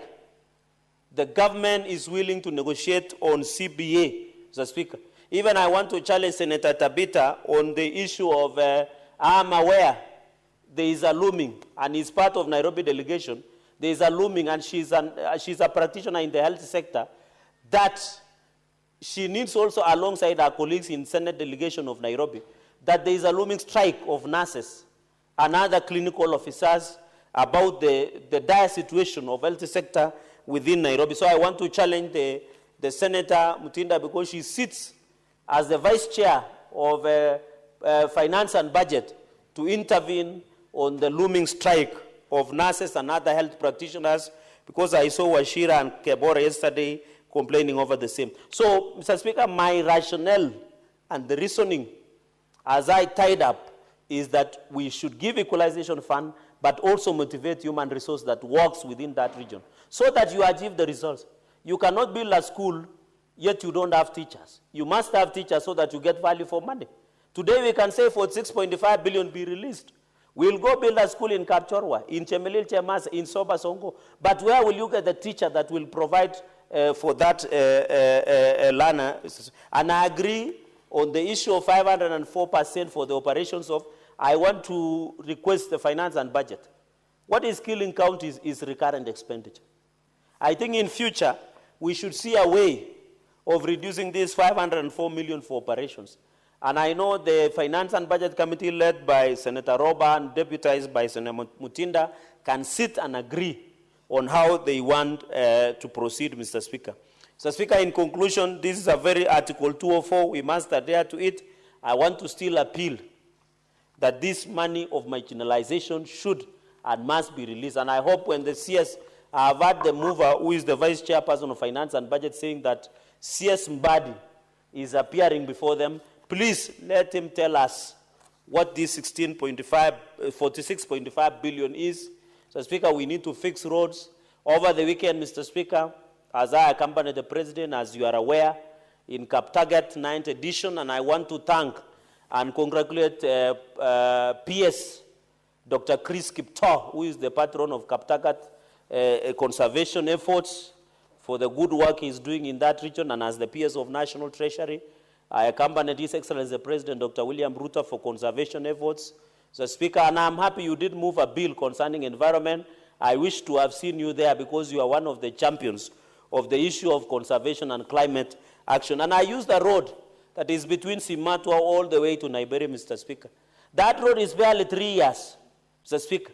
But the road is in pathetic condition. It was tarmac. When you pass through, Mr. Speaker, Wanifa, as you go to Naiberi, as you approach the one from Nyaru all the way to Eldoret. So I used the Simatwa, the Wanifa, all the way to Kipkabos, to Ainapko. The road is in pathetic shape, Mr. Speaker. Yet that road has been used only for 3 years. The contractor of that road should be called to order, should be blacklisted. Yes, I'm aware it was in the previous government, it was done in the previous government.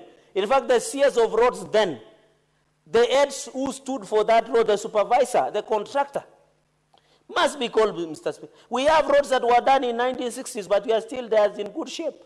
That road between Simotwo High School, all the way to the other part of KU, and this other way all the way to Ainapko, Mr. Speaker, which has been for 3 years, we must be told who is the contractor. That contractor must be blacklisted. The retention money that is in the account must be brought back. Because if we are using taxpayers' money, Mr. Speaker, to only fix a road, then use for 3 years, then potholes are all over. That road was done in a substandard manner. And I want to request the Committee of Roads and Transport to go back and investigate not only that road of Naiberi, Kipkabos, but also the one, and this other part of KU, all the way to this part of KU, Mr. Speaker, Tingwa. From Tingwa all the way to Ainapkoi. It is not only that, Mr. Speaker. Even my road, the one I talked about today, Chepterit Moi University, it's barely 3 years. But the gentlemen, I'm not an engineer, they are repairing it to using maram and tarmac. So I'm wondering, why would you put maram and tarmac? I'm not an engineer, but that is the substandard work. We want, when we fix a road to the tarmac, That road should have even a lifespan of 50 years before even we see a pothole. So the people of Elgeyo Marakwet and Uasin Gishu who use that road, I think they are really suffering because, but I'm happy, His Excellency the President took a note of that road and directed that something be done. And this was the road that was done in the previous regime, Mr. Speaker. So, Speaker, the reason I'm speaking on behalf on such is because all of us are leaders without boundaries across the nation. Mr. Speaker, with those very many remarks, so that I can allow my sister and other colleagues to reply, and also other colleagues to contribute, allow me to graciously, with a lot of humility, to second this bill. Let this money go to the village. Let's fix our roads, our schools, our hospitals, and the governors or people who will be in charge. They should know this money is taxpayers' money. 1 shilling lost in any taxpayer's money is for too much, because Kenyans pay through the pain for this tax, Mr. Speaker. Are you aware there are two things sure in life, death and taxes? With those many remarks, I beg to second. Thank you, Senator. The honorable senators can now contribute to the motion. Senator Mungatana. Just one moment, please.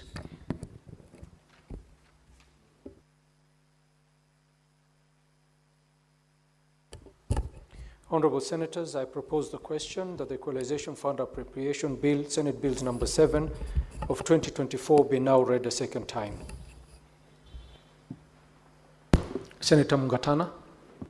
Thank you, Mr. Speaker, for giving me the opportunity to take the floor on this matter. Mr. Speaker, there is a history behind the Equalization Fund. These are monies for those who are listening to us, because I know people are listening to us. Apart from the equitable share that the Senate passes, there is the Equalization Fund. In the Constitution, the makers of that Constitution, we thought that there are parts of this country that have faced severe segregation in terms of funding, in terms of development. And Mr. Speaker, it used to be that some parts of Kenya, people would enter their buses and say, "Where are you traveling? I'm going to Kenya." Mr. Speaker, the reason the Constitution introduced this Equalization Fund is so that areas such as Tana River, which were left behind, in specific 4 areas, the areas of water, roads, health facilities, and electricity, can get extra funding so that we can catch up with the rest of the areas that started getting these funds before us. So, Mr. Speaker, I stand to support the Equalization Fund Appropriation Bill, Bill number 7 of 2025. Mr. Speaker, Tana River will be getting 719 million shillings. Bura constituency will be getting 259,489,901. Galole constituency will be getting 196,502,469. Garsen constituency will be getting the larger share because it also has a bigger population of 263,022,881 Kenya shillings. Mr. Speaker, these monies, according to this act, they do not go to the county revenue fund. In fact, Mr. Speaker, Section 4 of this act specifically excludes these monies from being taken to the CRF, which means, Mr. Speaker, their appropriation is faster.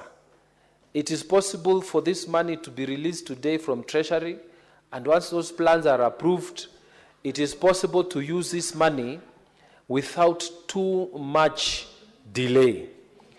So, Mr. Speaker, as these funds, 719 million, go down to Tana River, Mr. Speaker, the people of Tana River are looking up to seeing better water services, Mr. Speaker, to seeing better roads, Mr. Speaker, to seeing better health facilities, Mr. Speaker, and also a better reach for the electricity distribution network around our county. Mr. Speaker, I urge that those who will receive these monies, and Mr. Speaker, those who will be given the opportunity to choose those projects in the various wards, because this is what we do. The various wards come up with their projects. Mr. Speaker, we expect proper utilization of these funds. And I again say, let us make it really worth it, that all this effort we make, may it reflect well on the ground, so that our people don't say we are just talking and they don't get information or benefits of the evolution. Mr. Speaker, with those many words, I beg to support. Thank you. Senator Karen Nyamu. Thank you, Mr. Speaker. Mr. Speaker, the Equalization Fund is not charity. It is a constitutional obligation under Section 204 of our Constitution.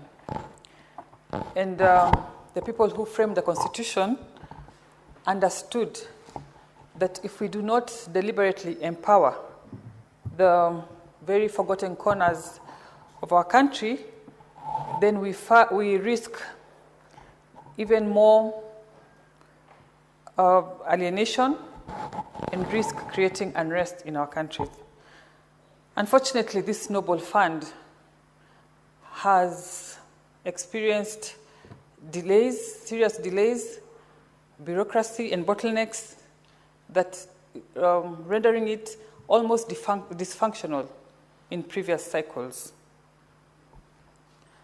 But I'm glad that this year we have a chance, because we have specific allocations where this money should be spent in our counties.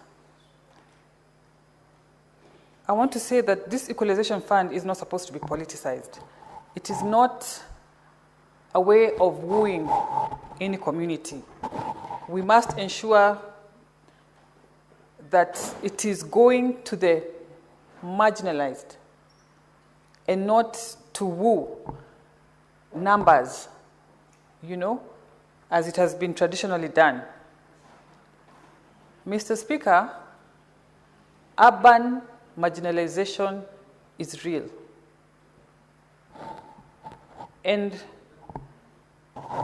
in Nairobi, we have informal settlements where the residents of these settlements do not have access to sanitation, have a huge population in schools, the infrastructure is poor. Tell me, Mr. Speaker, what is the difference between a child who walks 10 kilometers in Turkana in search of water and a child who lives in Korokocho in open sewer? Both are victims of lack of access to water. Tell me why the Nairobi child has not been catered for under this Equalization Fund. Being close to civilization only means that this marginalization is hidden. It does not mean that it exists. In fact, it makes it even worse for our case. I want this to be the parliament that reviews this allocation of Equalization Fund and allocates pockets of urban pockets that are marginalized. I don't know what happened to Senate Mashinani, because I want to suggest that we take time as a house and our committees take time to have sittings in our slums, in Kibera, in Korokocho, in Mukuru, Madam Speaker, in Kiambu, in deep sea, in wetlands, and all our slums, Mr. Speaker, so that you can appreciate when you are allocating, and particularly the Committee on Finance and Budget, when you are allocating and when you are suggesting, so that you can appreciate that Nairobi is not the skyscrapers. Nairobi is not the estates, Madam Speaker. Nairobi is the 60% of the population of this city who lives in the slums that I have just listed, Mr. Speaker. And I think as a Nairobi team and a Nairobi delegation, we have to raise up to the occasion, because our people have a lot of expectations from us.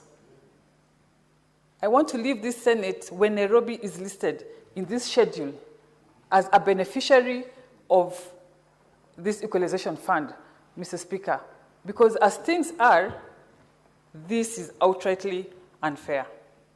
Thank you, Mr. Speaker.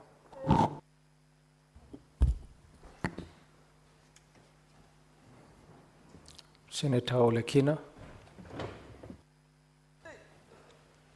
Thank you, Mr. Speaker. Mr. Speaker, let me begin by appreciating the good work done by the Finance Committee in ensuring that they push for the allocation of these funds. But as they do their work, it is imperative to be able to understand why this Equalization Fund was put in the Constitution of Kenya and for what reasons. The aim, Mr. Speaker, was solely to be able to address disparities among regions in the country that have been left behind.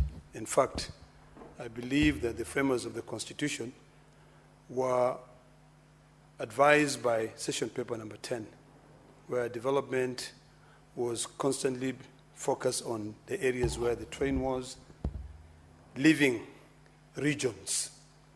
Mr. Speaker, I've had the contribution by my two colleagues who spoke before me.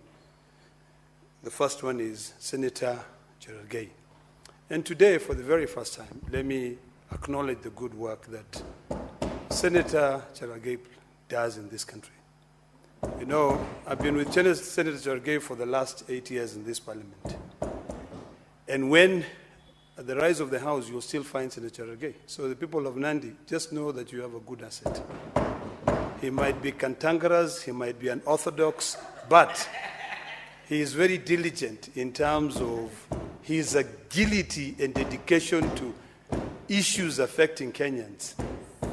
Mr. Speaker, is beyond measure. I really appreciate him for that. Having said that, Mr. Speaker, let me begin by completely disagreeing by certain sentiments that my good friend Senator Cherargei shared here in terms of the city. The city, I beg to differ. My sentiments could be unorthodox, but it is not marginalized. It is completely not marginalized. The city is defined as a city. Mosiro in Narok County is not defined as a city. A rural village in Garissa County is not defined as a city. So this business or debate that my dear sister also, Senator Karen Nyamu, is also supporting that Nairobi should be considered as marginalized. Those people, I dare say, who live in the slums do so because of poor policies, because of rural-urban migration. If we could spend our time, Mr. Speaker, if we could be able to really focus on developing our counties, there would be no reason as to why people would migrate from Kakamega to Nairobi. There'll be no reason as to why people will move Garissa to Nairobi, from Narok to Nairobi. And when they come from Nandi to Nairobi, and I think that is a conversation we need to have as a country. What do we do to uplift the standard of living of our people who live in our rural areas? The framers of the Constitution, Mr. Speaker, drew the line for us. They divided resources. They went ahead and said, we will put a sunset clause on money to be sent to counties It is quite mind-boggling, Mr. Speaker, and quite self-defeating when today we start talking about 2 equalization funds to be able to implement marginalized policies. When the money has been set aside, 46 billion, this is a year, so we'll just be reduced to a talking house where we're talking and the money is not going out. That is the argument we should be having. Those regions, I know the committee or the Commission of Revenue Allocation has developed different marginalization policies to be able to advise this equalization fund. But every year, Mr. Speaker, this Senate passes the resources to be sent, to be implemented, then it becomes a tug of war. You know, members of parliament wants to be the ones to be able to implement that. National government wants to take that money. Now that we have a clear path, the most important thing for us to ask ourselves is these 19 or 14, 15 projects that have been proposed to be implemented under the second marginalization policy. And previously, those other ones under the Equalization Fund Act number 3 of 2018, which was bringing together resources that were supposed to have been sent out to counties for 2014, 15, 16, and 17. That was never sent. That is the question, Mr. Speaker. That is where we should be putting all our thoughts in to say, CS Buddy, what can we do for you to send this money? What can you do for you to be able to send this money, for this money to go to regions? You know, the Constitution is there. So when I hear people saying, oh, it has been delayed because of debates, because of what? No. It's really just wasting time. So, Mr. Speaker, we have these marginalized regions. We have people who do not even have water in their regions, Mr. Speaker. In the 21st century, we are out in the streets arguing, fighting about governance. We're talking about issues. I'm not hearing people saying, I'm going to protest because I do not have water in my village. I'm not hearing people say, I do not have a hospital in my village. Today, Mr. Speaker, I saw that there was a school. Mr. Speaker, my minutes. This is an issue. I beg to request that we can postpone it to tomorrow so that we are not in a rush to move all the other bills, because these are issues that we need to address, Mr. Speaker. Mr. Speaker, I would like to request that you allow me to go through this. I haven't been around. Very well, Senator. And there are issues that are very important. And I really do wish that all the senators were here to talk about these projects, to name projects. Mr. Speaker, while I was seated here, I received a text message from a Kenyan who was given a contract during the first policy. I think it was under the Act number Equalization Fund number 3 of 2018. Until today, Mr. Speaker, that Kenyan has not been paid their money. That is what we should be talking about. Those projects. When are we ever going to become of age when we talk about democracy? We are busy talking about tribal issues. We are busy talking about power. But there's no single day, Mr. Speaker, that we can say, now, let us audit these funds. Let us, today, this afternoon, Mr. Speaker, is one of the most important afternoons in the Senate calendar, where we are talking about division of revenue. We are talking about equalization fund. The next one, we are going to be talking about dividing money among the counties, the 47 counties. This is the county allocation of revenue.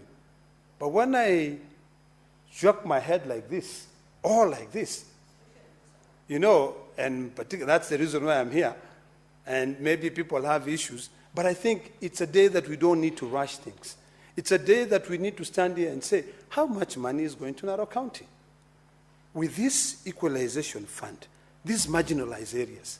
Mr. Speaker, there was, in the last parliament, the Commission of Revenue and Allocation had even gone down. They had narrowed the marginalized areas to sub-locations. You'll find that in Narok County, for instance, you will go to Narok East. But in Narok East, even though money will be given to Narok East, it will not be given to help the entire Narok East. It will be to probably go to Mosiro, where people don't have a health center, they have no water, they have no what. If it is a Murwedikir, if it is Kilgoris constituency, it will be areas that it will help be able to uplift the standard of living of these people. What, Mr. Speaker, I want to invite us all now is to debate how we are going to change our future.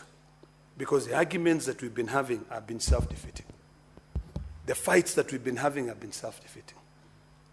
We now need to ask ourselves, what do we need to do? What belts do we need to tighten? What policies do we need to come up with? So that whatever amount of money we pass in this house can be released. You know, sometimes I think the reason why a lot of things are not done when it comes to the issue of the Senate is because we do not have an implementation committee. I think the day we have an implementation committee with serious consequences, then when we pass this 46 billion, or all the amount of money that needs to be able to go to the counties, we can follow through to ensure that that money is done. After this, we will be discussing about county allocation fund. When we discuss that, Mr. Speaker, will those funds go to projects that have solely been selected by Treasury, or does it have an input of the citizens?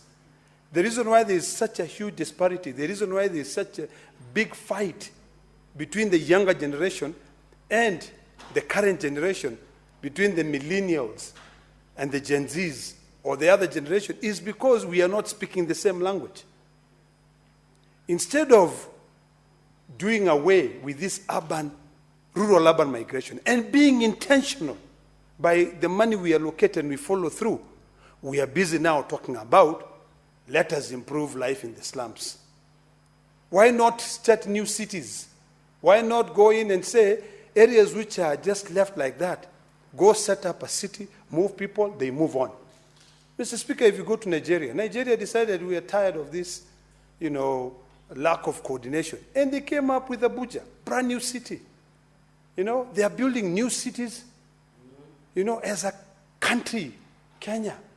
Today, Mr. Speaker, what we should be asking ourselves is that what will help uplift or change the lifestyle of our people? It becomes very expensive, Mr. Speaker.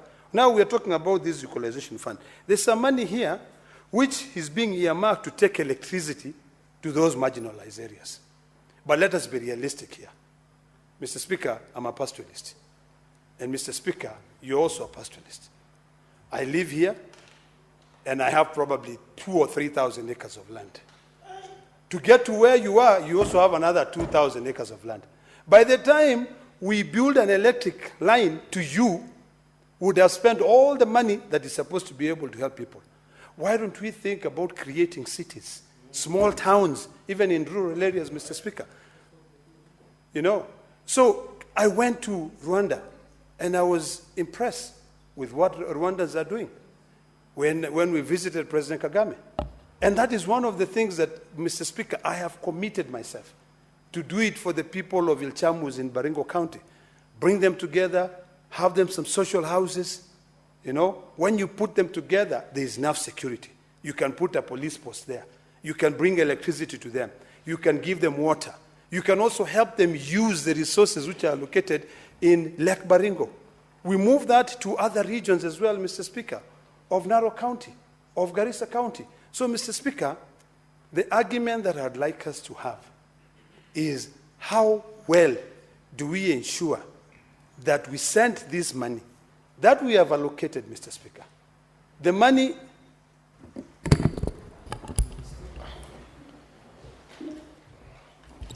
Senator Olekina, you will have a balance of 7 minutes when this motion returns on the floor of the House. Honorable Senators, it is now 6:30 p.m., time to adjourn the Senate. The Senate therefore stands adjourned until tomorrow, Wednesday, 16th July 2025 at 9:30 p.m.